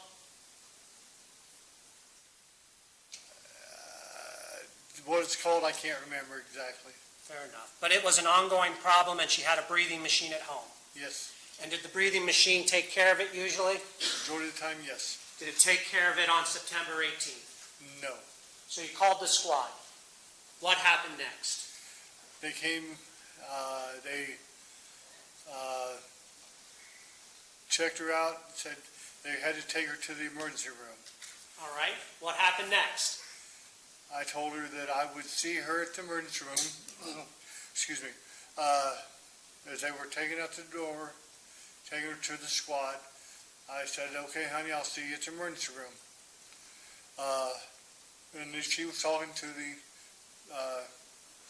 ambulance people, emergency room, squad people, and they took her out to the squad, getting her set up. I noticed that they were started doing CPR on her. All right. What happened next? When they done CPR, then they took her to the hospital. Loaded her on and got her to the hospital. Yes, sir. What hospital did they take her to? Mount Carmel. Which Mount Carmel? Mount Carmel West. What did you do next? I got in my car and I went to Mount Carmel West. Did you call anybody in your family? I called my daughter. Okay. Does your daughter have any children? She has 3. She has 4 now, but 3 at that time. All right. Did she have a son at that time who was almost grown or grown up at that point? Yes. What's his name? Caleb Clark. How old was he back in 2018? He was 18, I believe, at the time. All right. And just so the jury knows the family relations, was Caleb with anybody? Did he have a girlfriend? He had a girlfriend, yes. He had a girlfriend, yes. What was Caleb's girlfriend's name? Tammy. Tammy. All right. So what happened when you got to the hospital? How long do you think it took you to get to the hospital, and then what happened? It just took a few minutes for me to get to the hospital because we're not that far from it. Okay. And then we got to the hospital. We had got in the emergency room. We're waiting to find out what was happening. Now you say we, are other family members there with you in the emergency room? There was my daughter finally got there because I had called her and told her that what had happened. My grandson got there. His girlfriend, my girlfriend's mother and father were also there. Okay. You said my girlfriend's father and mother were? I said his girlfriend, my grandson's girlfriend and his, let me start again. My grandson's girlfriend's mother and father were there. All right, so I'm going to stop you there. Let's write this down. So it's you're David, right? That is correct. And your wife's name is Bonnie, right? Correct. And you and Bonnie have a girl. And what's her name? Laura. Laura. And Laura had some children. Correct. And one of those children was, what was the boy's name? Caleb. Caleb. So Caleb is your grandson, right? Correct. And when you say we, is Laura there at the ER with you guys? Laura was there. I called her and she came, yes. Was Caleb there? Caleb was there, yes. All right. Now when Caleb showed up, and he's young, but is he an adult at this point, 18? He was 18, yes, he was. All right. And you said he had a girlfriend? Yes. All right. You said her name was Tammy? Tara, I'm sorry, Tara. Caleb's girlfriend's name is Tara. Yes, I'm sorry. So Caleb is your grandson and his girlfriend is Tara. Now did Tara bring any of her family to the ER? Her mother and father. And what's Tara's mom's name? Tammy. Tammy, that's the Tammy. Okay, I get it, it's all right. All right, and then Tara's dad was there too? What was his name? What is I don't remember his name. That's okay. All right. So that's the group that's there at the ER that you remember? Correct. All right. What happens next? We're waiting at the emergency room, waiting to find out what happened to my wife. Eventually, the emergency room doctor, or the nurse, I can't remember who came out, told us to come, no, it was a doctor came out and told us to come in, that my wife was ready. They told us, don't worry about the tubes and wires that were on my wife, because that, and I said, don't worry about it, I've seen her with tubes and stuff here before. And then he said that she had a collapsed lungs, which they had to inflate, and that her heart had stopped several times. I can't remember exactly how many times it was.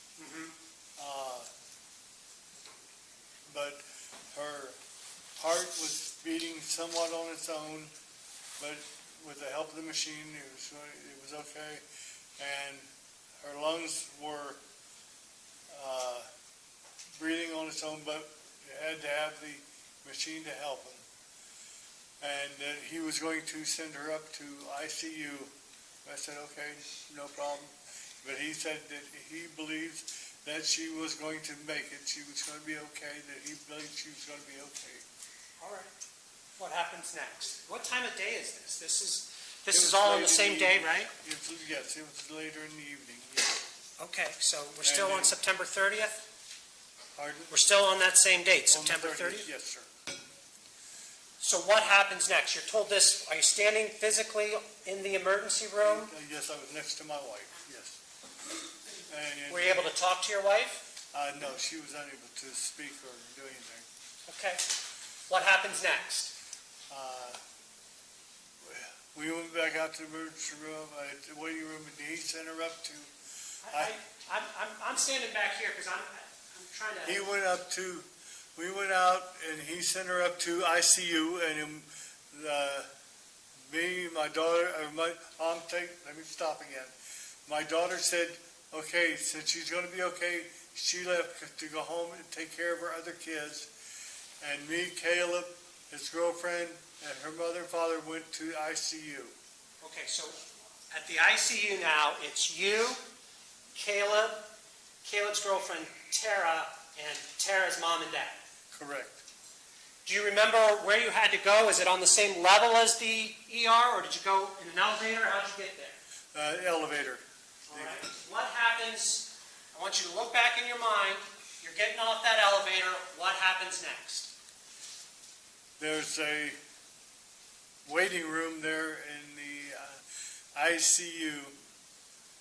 And so we're waiting around for the ICU, waiting for someone to tell us what's going on so we can go back in and see my wife. Okay. Was it crowded in that waiting room? Were there a lot of people there? As far back as I can remember, I don't believe there was hardly anybody at all.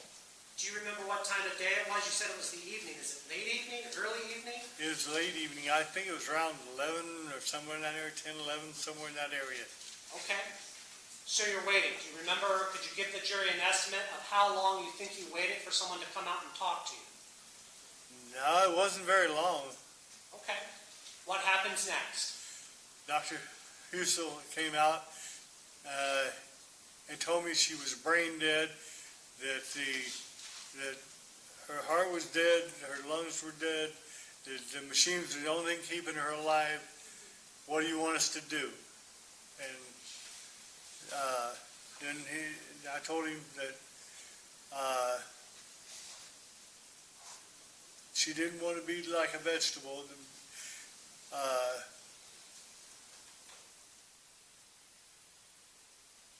She wanted the living will. I had a living will. She wanted to have a living will. I told him that she didn't want to be like that. She didn't want to be no vegetable. And I said, is there any chance she'd come out of it? He said no. I said, well, she said she didn't want to be no vegetable. She wanted to have it taken off. She didn't want to be there. And I asked him one last time, I said, is there any chance of her coming back? Again, he said, no. I said, pull the plug. Okay.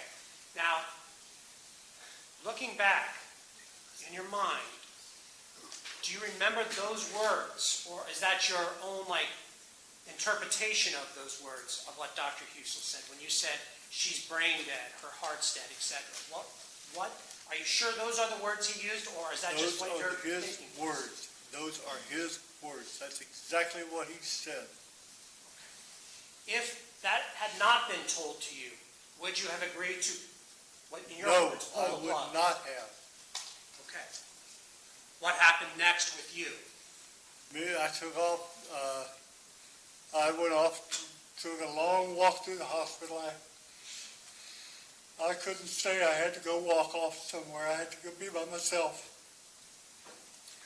What was your emotional state at that point? I couldn't.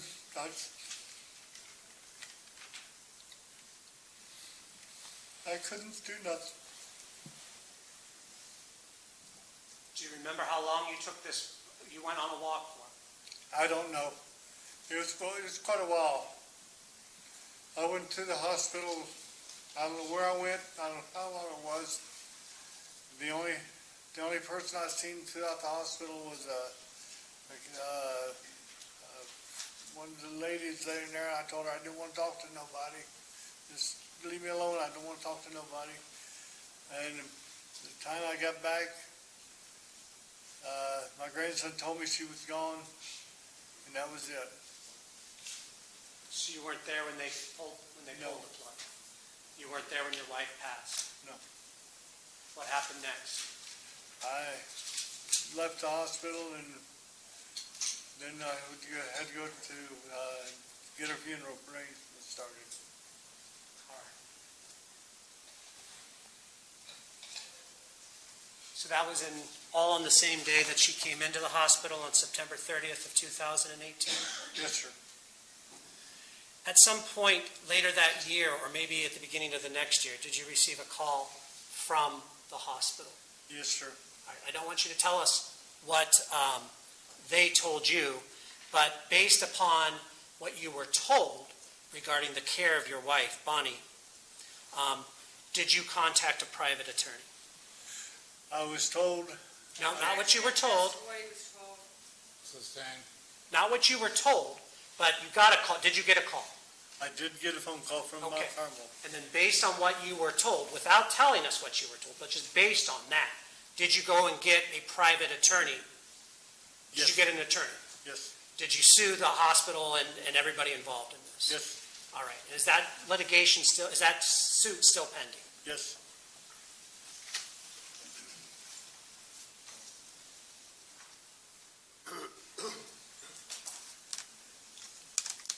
Thank you. I have no further questions. Ms. Menashe? What? Oh, I'm sorry. Just one.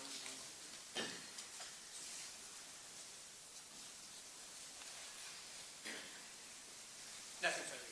Thank you. Ms. Menashe? Thank you.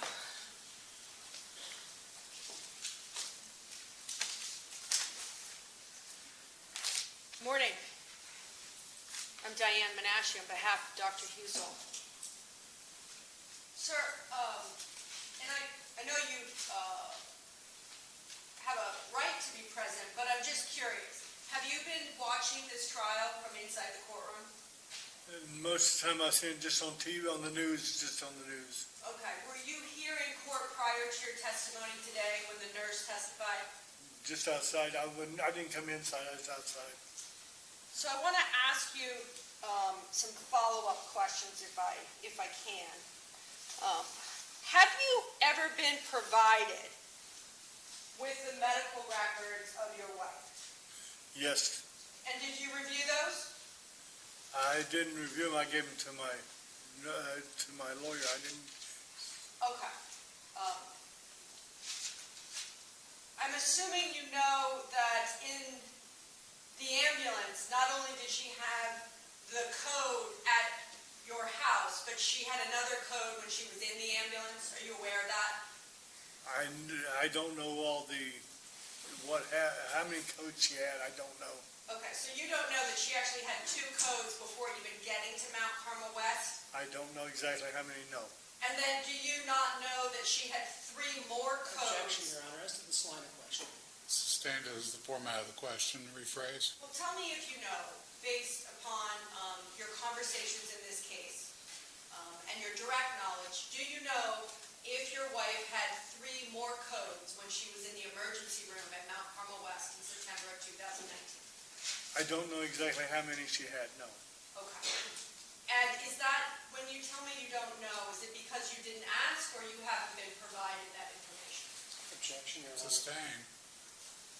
Have you ever asked Mr. Austin how many codes she had? Objection, Your Honor. Okay. I'll permit it.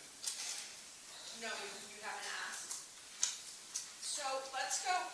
But you did see before she got into the ambulance, as they were trying to put her in there, they were giving her CPR. Come back. I'm sorry, I didn't hear you. You called the ambulance, correct? Yes. And you witnessed, did you not, as they were putting her into the ambulance, that they were doing CPR on her? No, they did not do CPR until she was in the ambulance. Okay, but the ambulance was parked at your house, is that right? Correct. And you were able to see what was going on inside the truck? In the ambulance, in the emergency squad, yes. And the emergency personnel that were giving the CPR to your wife in the ambulance, those were males, were they not? Yes, And they were giving your wife the chest compressions. yes, And I know that you testified that your wife had had vascular or heart issues for some time, is that correct? as far as the heart, no, not, it hadn't been all that long. Okay. So when they were giving her CPR, based on your experience as a person, I'm assuming you knew what that meant when you saw that they were giving her CPR. Yes, I did. And then you got to the hospital. When you arrived, she was already on the ventilator, was she not? Tube down her throat? Yes, Okay.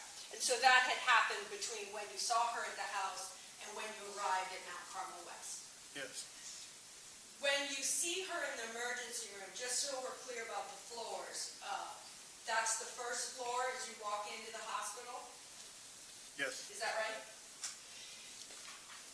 You talked about at the time that your daughter, Laura, was there with you during when you were on the emergency room floor. Is that correct? I'm sorry. When you were, you called your daughter to come into the hospital? I called my daughter before I left, yes, And I'm assuming that you called her because you knew it was serious? yes, And she came to the hospital? yes, And then, did you assume that she also called her children because Caleb arrived? Caleb was with me, Caleb was with you at the house? correct. And then was Caleb's girlfriend Tara with him, or did she come separately? I can't remember. Can you remember if Tara came with her parents, or did they come separately? That I can't remember. And I think, sir, in your deposition, you said, and understandably so, that some of this is really fuzzy. Do you remember saying that? I can't remember. So, Laura is there in the emergency room with you. Yes, I know you were asked about a list of family members that were with you. One second.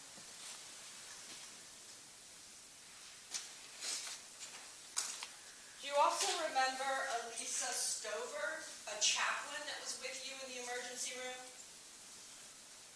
I understand there was, I think there was a chaplain there, I can't remember. I remember talking to a female chaplain, it's the only one I can really remember. Okay. Because then it seems as if, or do you remember that there was a second chaplain in the ICU named Carrie Miller? Do you remember her, sir? I remember there was a female chaplain, the only one I can really remember. Okay.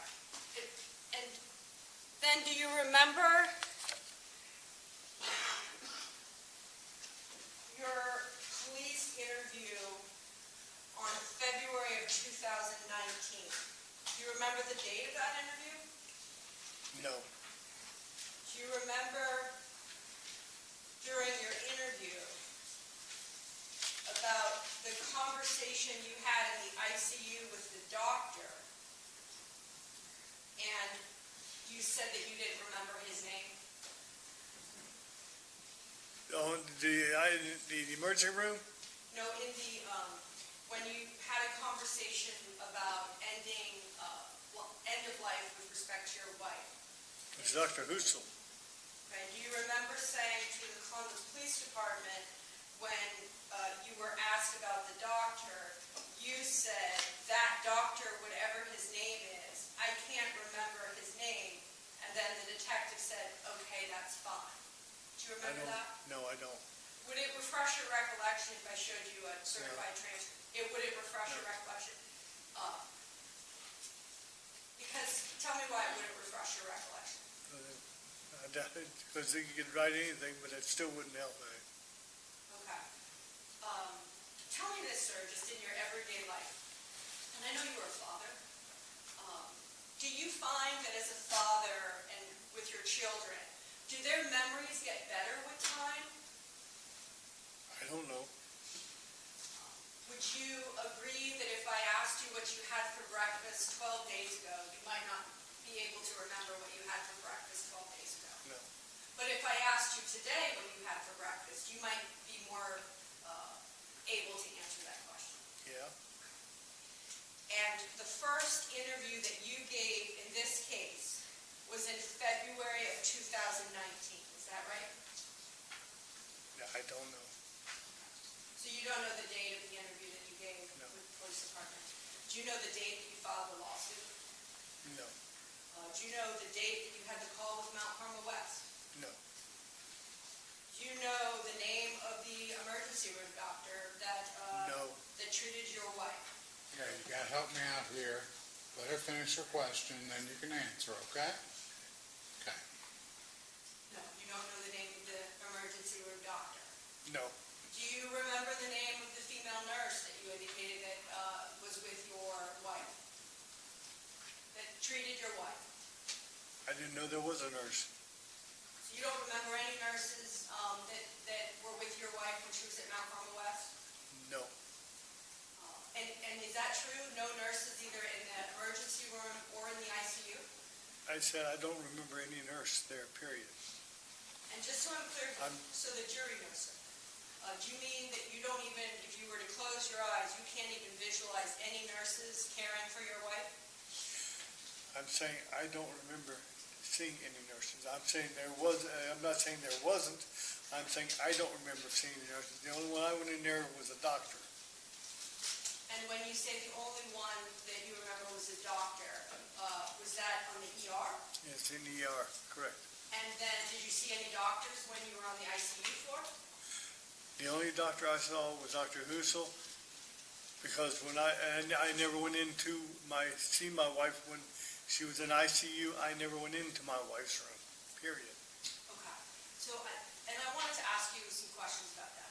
It's your testimony today that, tell me if I'm wrong, the last time you saw your wife was on the first floor of the hospital, is that right? Correct, You never saw your wife on the ICU. correct. And when you had this conversation with Dr. Husel, do you remember in February of 2019 telling the police that no one else was there when you had the conversation with Dr. Husel? Do you remember that? No, And so, you didn't say that, or no, you don't remember saying that? I don't remember saying that. And can I assume that your same response about refreshing recollection is true? It's nothing but refreshing recollection? She wants to know, is there anything that you could look at to refresh your memory? No,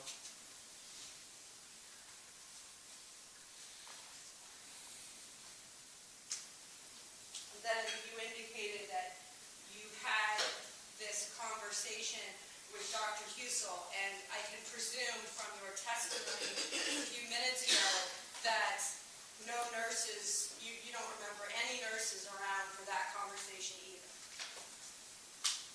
Is that right? I don't remember seeing no nurses, period. Thank you. When was the first time you were provided with Dr. Husel's name? I don't know.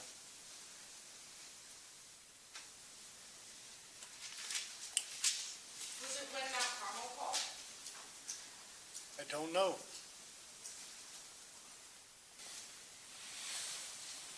I know you used the word dead, brain dead, heart dead, lungs dead. You knew at the time that your wife was on an external pacemaker. Is that right? Did I use it?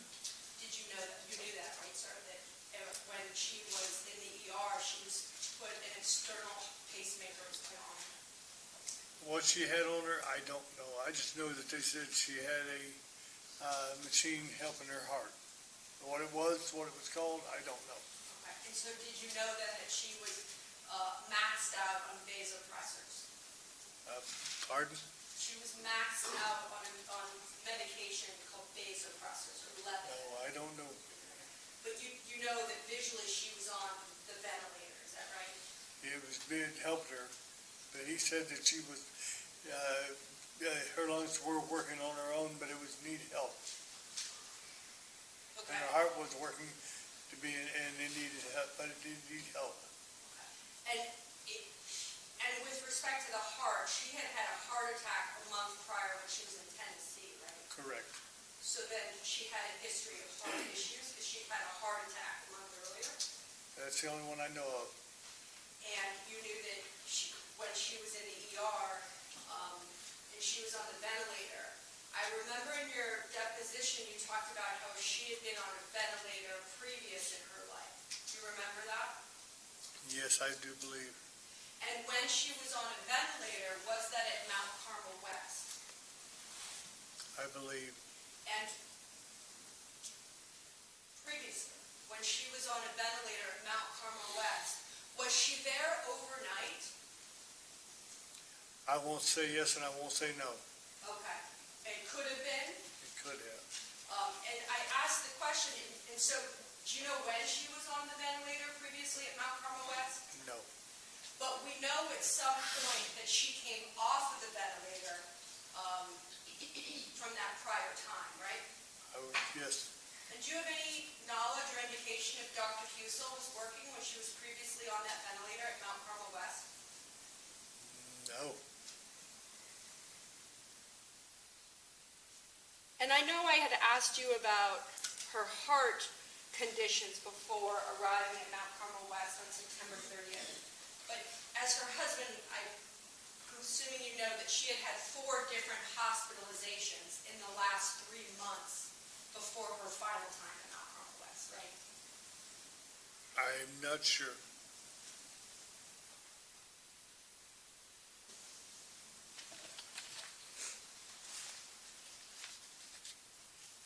Were you told, or do you know, sir, that when she was on the ventilator on September 30th, 2018, that she was at 100% oxygen support on the vent? I don't know. Did you know, sir, at the time that despite the ventilator, the vasopressors, and the external pacemaker, that her blood pressure was still 64/12? I don't know.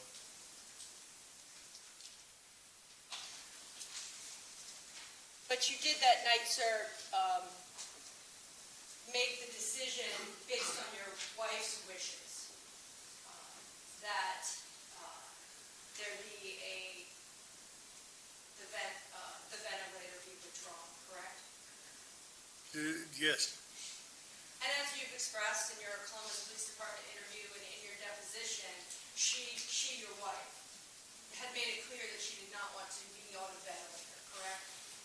Yes, if she's going to be lived like a vegetable, no. She doesn't want to live like that. And when you made the decision, and I think you said pull the plug, you knew, sir, that meant that all those life-saving measures, the ventilator, the pacemaker, the vasopressors, those would be turned off. Yes. You knew that. Yes. And after you made the decision, I know you talked about going for a walk. Fair to say, sir, that walk of yours was a very emotional experience within the hospital for you. Oh, yeah. And you left, and then, to your knowledge, Caleb and his girlfriend and her parents stayed behind. Yes. Is that right? Yes. I remember you being asked about whether you thought Dr. Husel was kind at the time. I'm not asking you how you feel now about Dr. Husel, sir, but during your deposition, do you remember being asked what you thought about his demeanor at the time? Do you remember being asked that? Yes. And do you remember what you said, sir? At the time,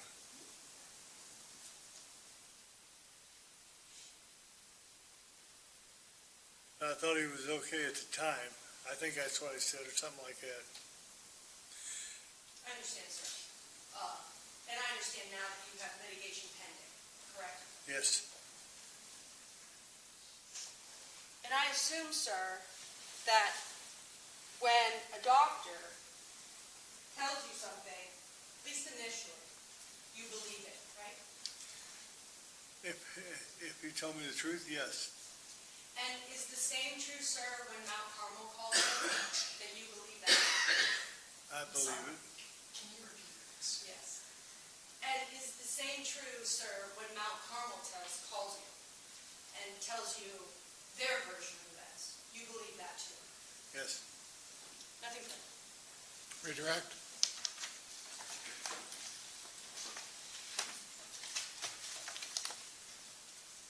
Are you think you're gonna need more than a couple minutes? What? You think you're gonna need more than a couple minutes? I saw you look at the clock. No, I'm not going to be moving. Okay. Do you remember what you had for breakfast 12 days ago? No. Do you remember when you were told your wife was brain dead?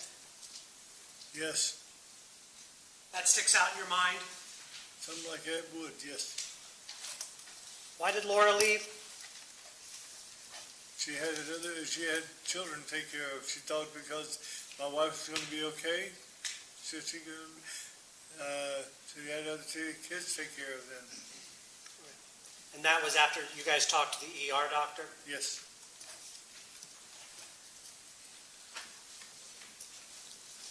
It was your wife's wishes not to be on a ventilator? Remember that question? Yes, after she was soon dead. What was that? After she was brain dead, she didn't want to be on life support. And that's why you said what you said? Yes. Nothing. We're gonna go ahead and take lunch, ladies and gentlemen. Let's come back at 1. We're gonna try to get through some more witnesses this afternoon. Remember the admonition, is an hour long enough for y'all? You okay? Okay. Just hang tight for a minute. All rise. We're gonna get them out the door and then I'll get you out the door. Have a great lunch, guys. I'm the only one who doesn't have to stand, but that's okay. I usually do.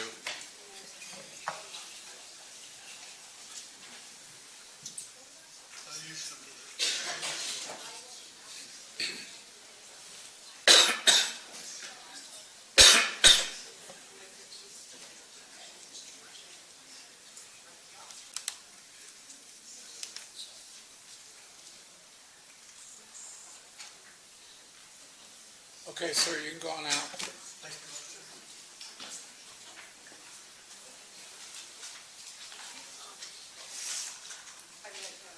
Do we have the doctor? Yeah, Miriam. Let's bring him in. You're all done. I don't know if you're going to stick around for Tara. I'm going to wait for her. You're going to wait for her? So. I'm a driver for it. Yeah, okay.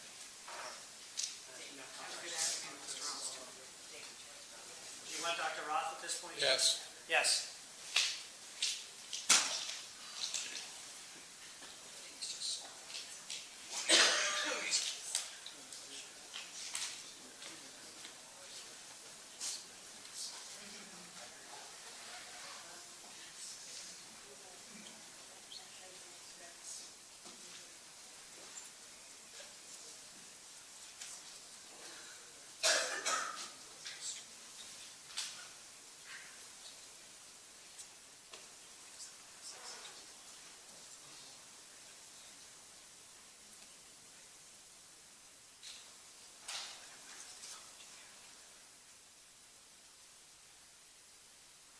Is he back there?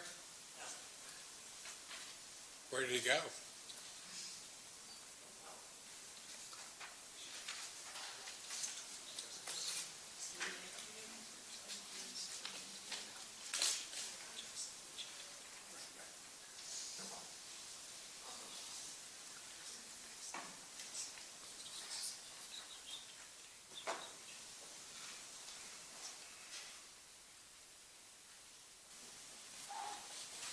Relax, everybody. I'm sorry.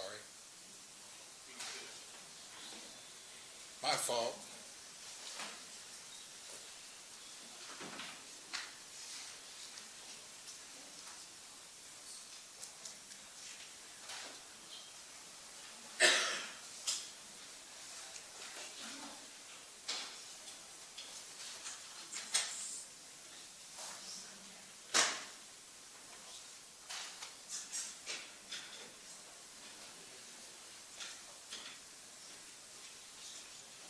Come on up to the stand, doctor.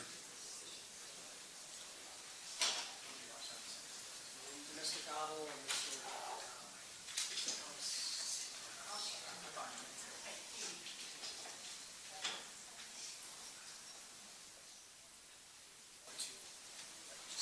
Have a seat. You're still under oath, you understand that? I do. Okay. Any objection to going forward with that statement?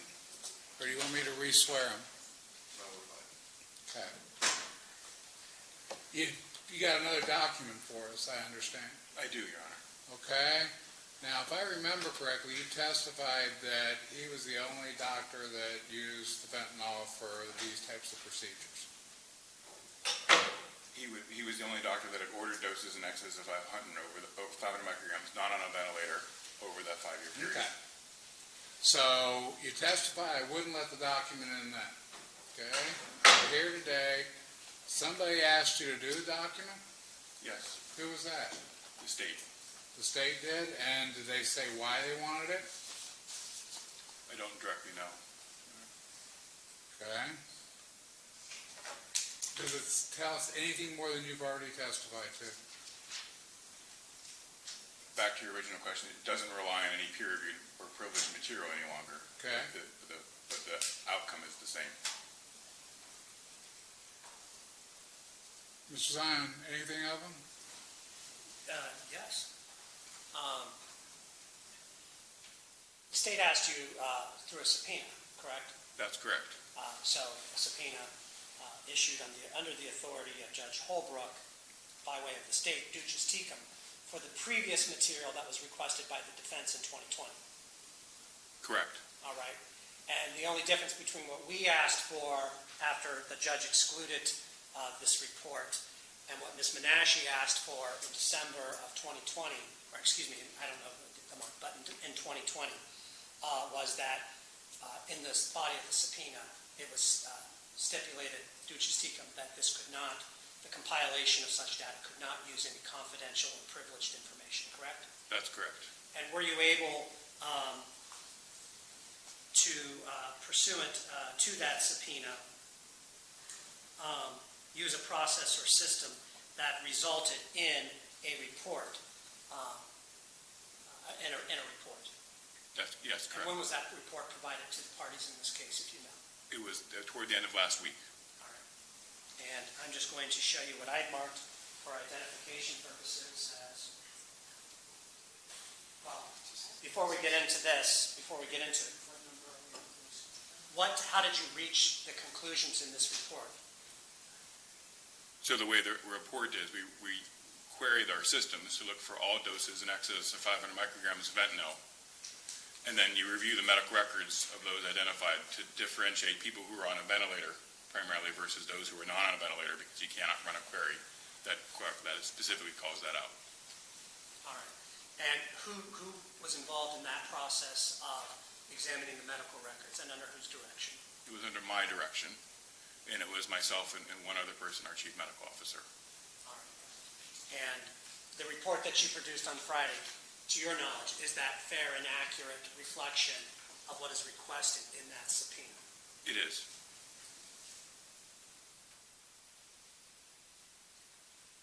So the actual records were reviewed by you and another person under your direction? Correct.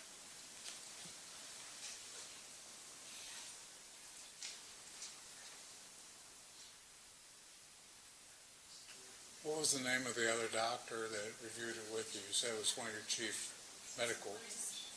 Yeah, her name is Tammy Lundstrom. Is she a doctor? She is. Munch? Go ahead, spell it for her. Lundstrom.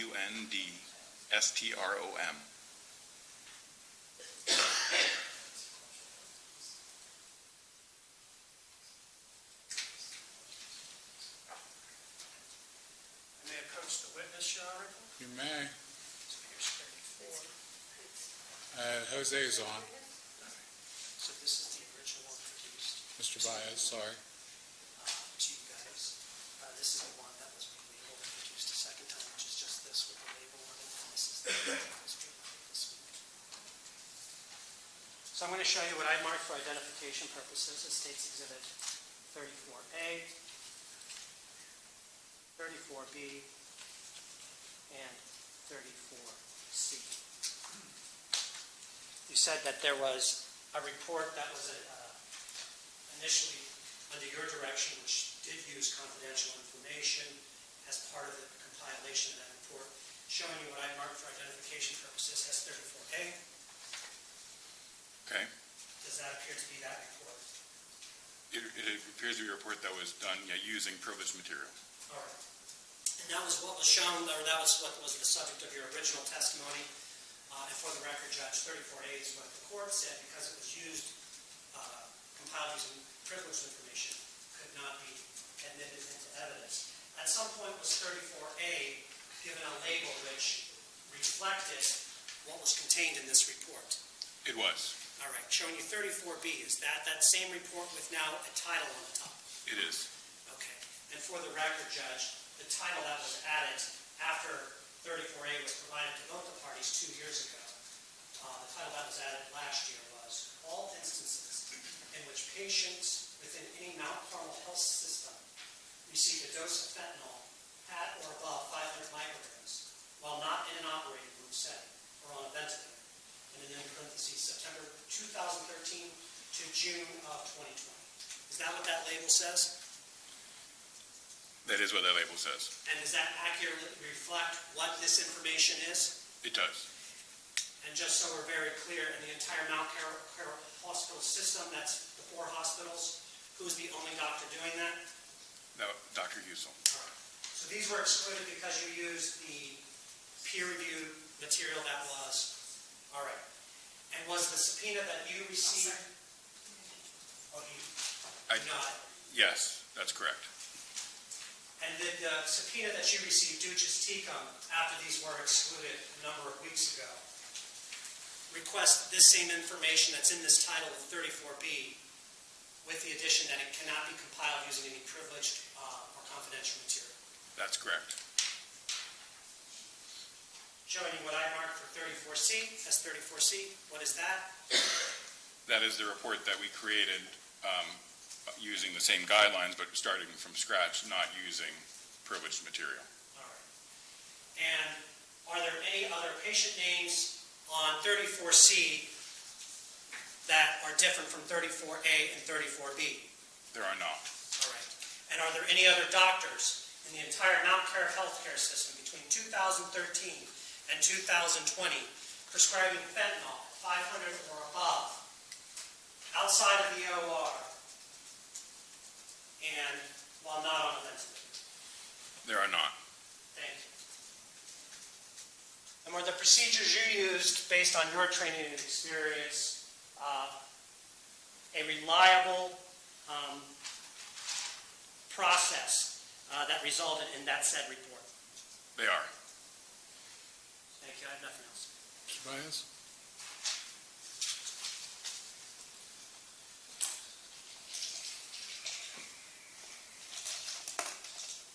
Mayor. Yeah. Dr. Ross, this is a list, right? It is a list. It's a list of names, and I'm referring to States Exhibit 34C, 34B, and 34A, correct? Correct. It's not a report, correct? It is a report, in my definition of a report. Okay, well, let's talk about your definition of a report. The query that Mr. Zion mentioned, typing into a computer and then generating a report of which someone who is given 500 micrograms of fentanyl outside of an OR and not on a ventilator, you cannot enter that and come up with this list of names, correct? No, the report requires both an automated query of the system as well as medical record review. Okay, so in other words, this, based on what was the questions asked of you, is not the direct result of a query into a computer, correct? No, it requires a further medical record review to generate the report, that's right. And I'm sorry. It requires a further review of the medical records to generate a report. so, in light of that, you had to take names off when originally entering something into a computer, correct? The final report removes names that were for people that were on a ventilator. That's correct. Okay. And the person who did, and the way you do that is by reviewing medical records. That's correct. And you are a hospital administrator, Sure, yes. but you just happen to also have a background in medicine, correct? I'm a physician, yes. So in light of that, when you said that your process was reliable, kind of giving yourself some props there, right? Yeah, I'm a physician. I'm comfortable with medical records. You're saying I didn't make any mistakes because, well, you're not saying I didn't make any mistakes, right? If I knew of mistakes, they wouldn't be in the report. Well, you would know you made a mistake, correct? That's correct. Okay, so no one went and checked your work, right? No. And no one went and checked Miss, what was her name? Dr. Lundstrom. Dr. Lundstrom. No one checked Dr. Lundstrom's work. We check each other's work outside of the two of us. That's correct. You went through all the records she went through, Yes. Well, even the ones that you took off. no, we talked about them together. Okay, and Help me out, Doc, let him finish his question, Sorry. okay? Yes, Your Honor.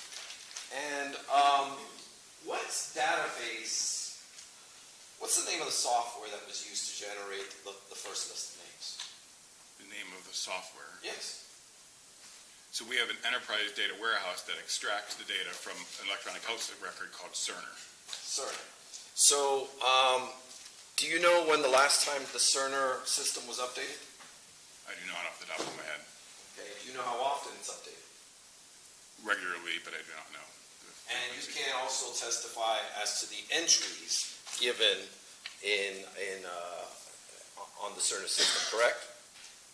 Can you clarify? You can't testify to the reliability of the entries put into the Cerner system, correct? By the physicians, Correct. you mean? Or nurses, Or nurses? No, we rely on the medical records as they are. okay? And these patients' names that came out in the first list, did you print those out?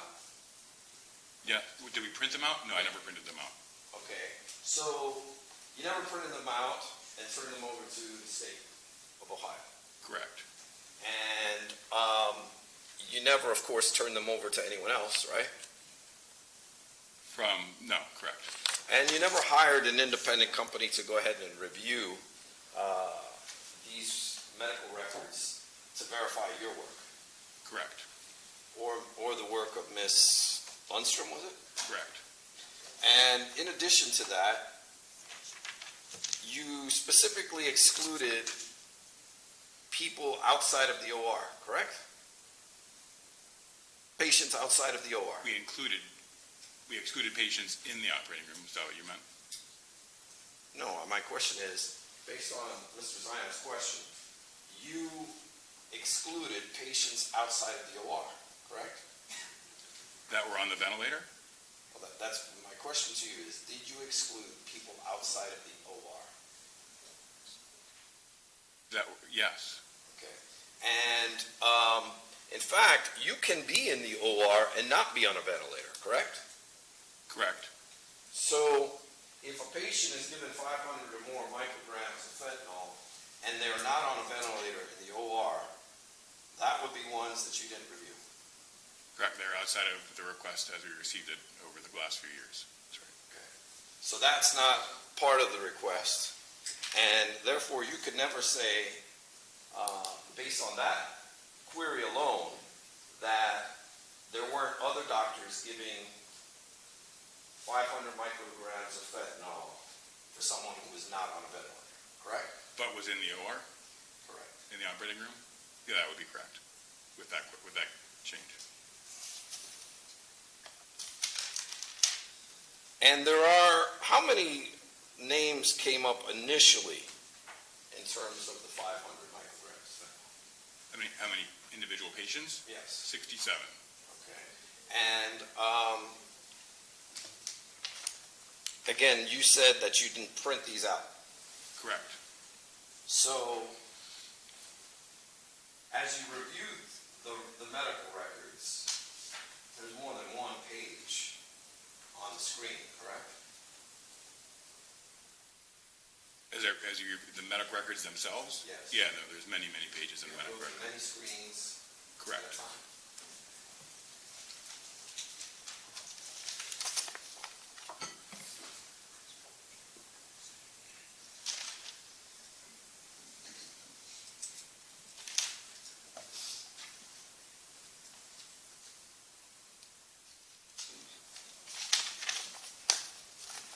Just a moment, Judge.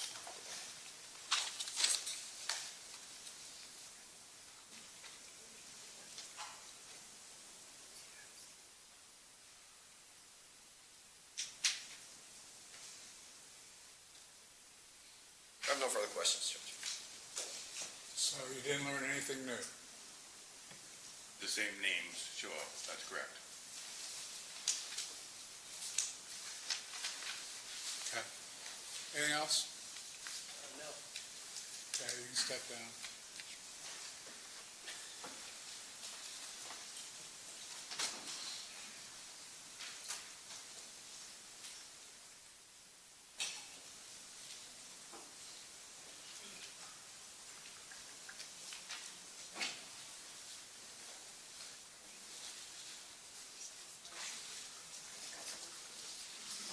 Any more comment?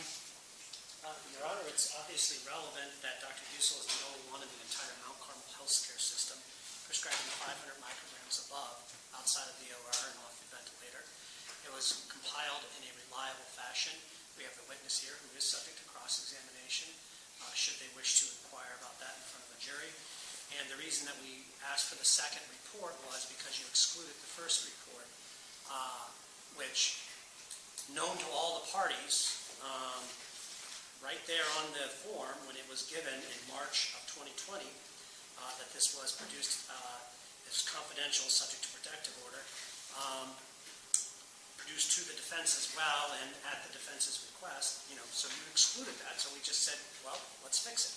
So that's why, and it is the same exact information. So it's not like they can say, oh, well, now we got all brand new information. They've had the same information for 2 years. There was a question of admissibility because of the way it was compiled. We fixed that. We would ask that Dr. Roth now be allowed to testify to the report and to that fact. So that's why we went through the trouble of subpoenaing the same thing they subpoenaed with the caveat, the problem you had, and that was your ruling that, hey, you can't use it because of the confidential material that was used to compile it. They've now fixed it. We should be allowed to use it. Thank you. Mr. Vaz? Again, this never addresses the main issue here, and that is that the court ruled pre-trial, the court ruled in the middle of trial, both of which is that we couldn't have access, is that this was based on privileged information. Now, the fact that they went back and attempted to fix something still doesn't relieve the prejudice to the defense that we were not on notice that we would be trying a case having to deal with this type of evidence.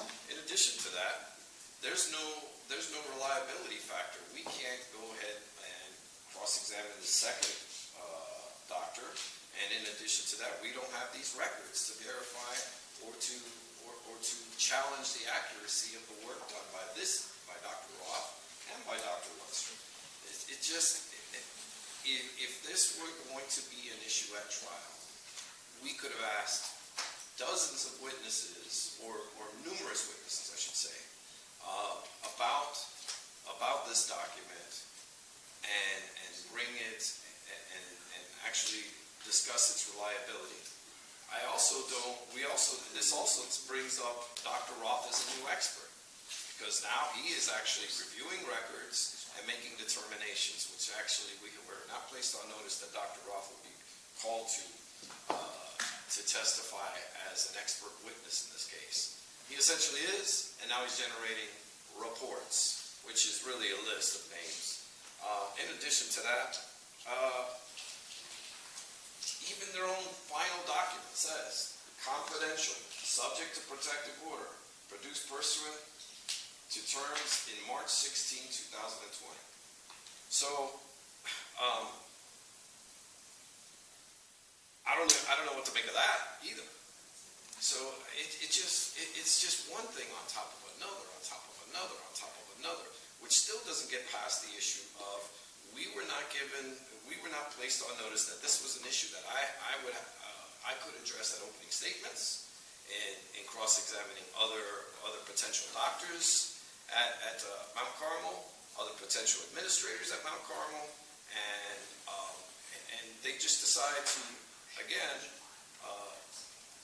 ignore the orders, the previous orders issued by the court, and start generating evidence towards the end of trial. I can't even say it's the middle of the trial.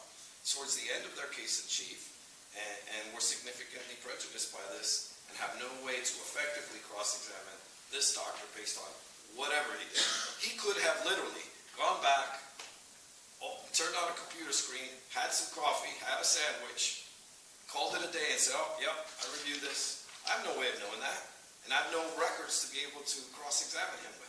We've been doing this throughout this trial with witness after witness after witness by bringing up records to show certain things that are inaccurate based on their testimony. I can't do that with this witness or Dr. Lundstrom, and I couldn't have done it with other witnesses to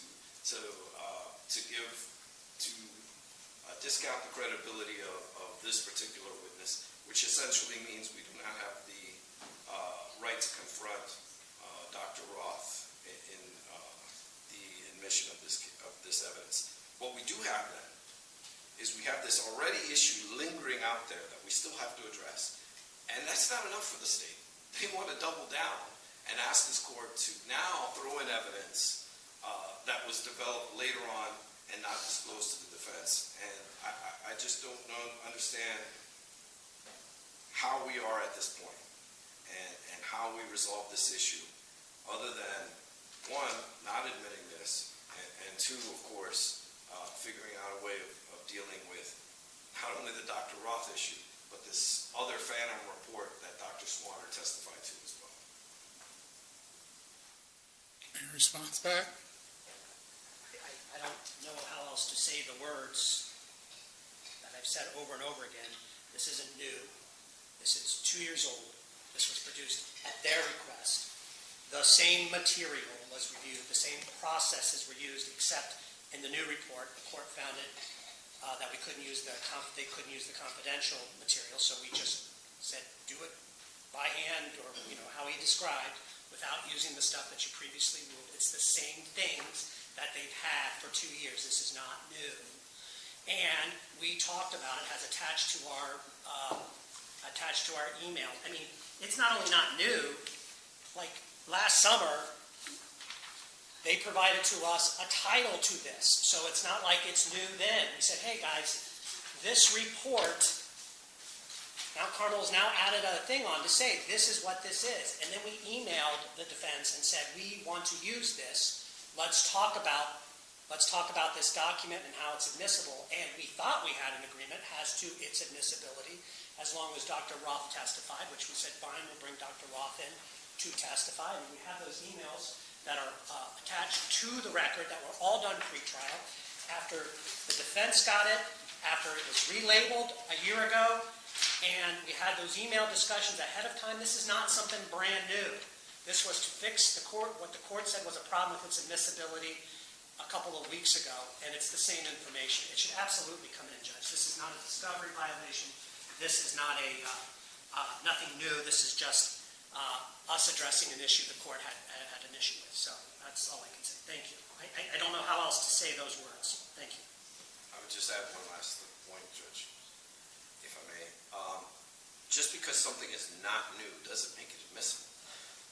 If the state wanted to use this evidence and was so dead set when the court denied the admissibility of it pre-trial, they could have requested a continuance to have this report done a certain way. Again, we keep calling it a report. This list done a certain way, and then disclosed it based on the non-privileged information. Then we would know we had to deal with it. Then we would know in opening statements we had to deal with it. Then we would know with cross-examining witnesses that we had to deal with it, and so on and so forth. You can't just throw things out there and say, well, you knew all along. That's not the case. That's not the standard. Admissibility is the standard. It was found inadmissible pre-trial. They did nothing to try and cure it pre-trial. And we go through the entire trial. Oops, we made a mistake referencing privileged information, which, again, then you still have that issue whether it was a mistake or not. And then let's just triple down on it and bring it up again later and try and see if we can get a third bite of the apple. So, again, the fact that it's not new has nothing to do with this. They had an opportunity to cure it. They never did. And they're waiting till the end of their case to try and cure it and get 3 bites of the apple. So for that reason, we stand on that in our prior arguments. Pre-trial ruled that certain documents were privileged, therefore not discoverable by anybody. We kept that in there. That's the order that's been the basis of the problem here today. So I did not have that specific report at that time, but I said all the underlying stuff done for the medical mal was not discoverable. Okay? That's issue one. At trial, it ran into the problems where they used documents they weren't allowed to use. We all went through those arguments, and you all followed my rule. We're here today. My problem is as follows. He testified about the very nature of that report during his testimony. To recall him with a cumulative document, I don't think he can do it at this time.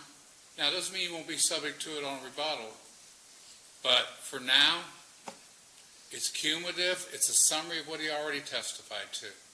What's the value of it?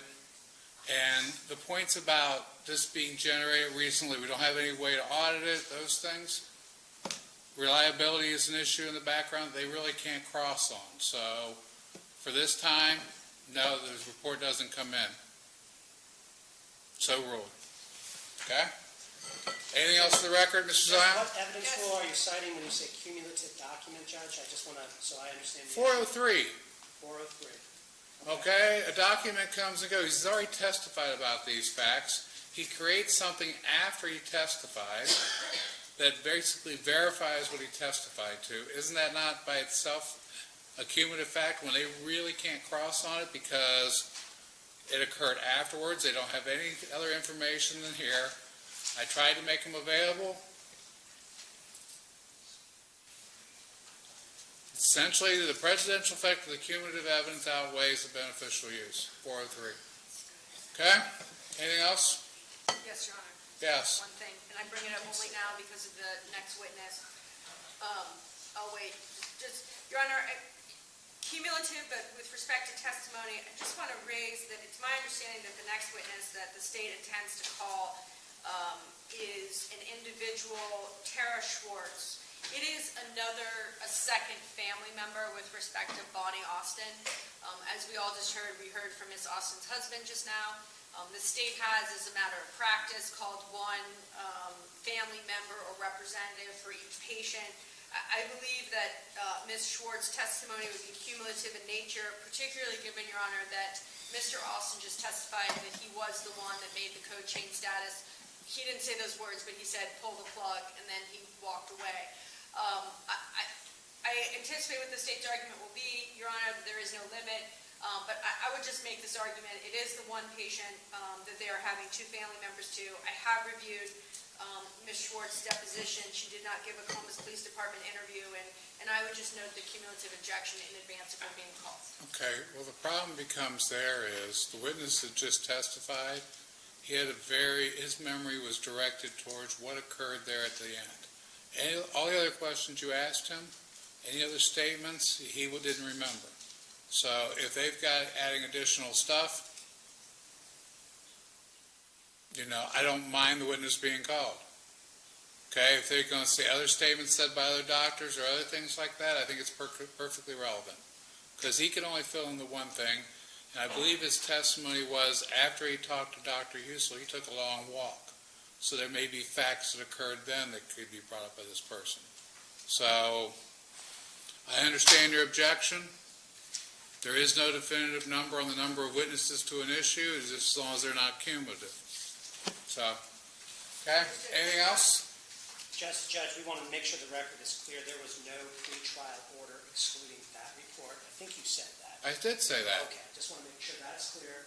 I've got appeals back here. It was excluded because it included part of that peer review group. So when they are accusing us of our third bite of the apple, we never addressed this report in any pre-trial motions. And then, second, we would like to proffer these reports for the record. We'll mark them as state's courts exhibits, so the record does contain them. And then we would also, just so we're clear, then the testimony about what is contained in this report stands. It's not being stricken at this time. Not being stricken. Thank you, Your Honor. Okay, just for the record, it'll be, I think we're at 14 for court exhibit. Since we dealt with it directly, it'll be all three reports. Why don't your people copy them during the lunch hour? We'll label them as courts exhibit 14 for the record. and that way you don't lose your exhibits. Thank you, Your Honor. Okay? Anything else? That's it. Okay. Enjoy your lunch.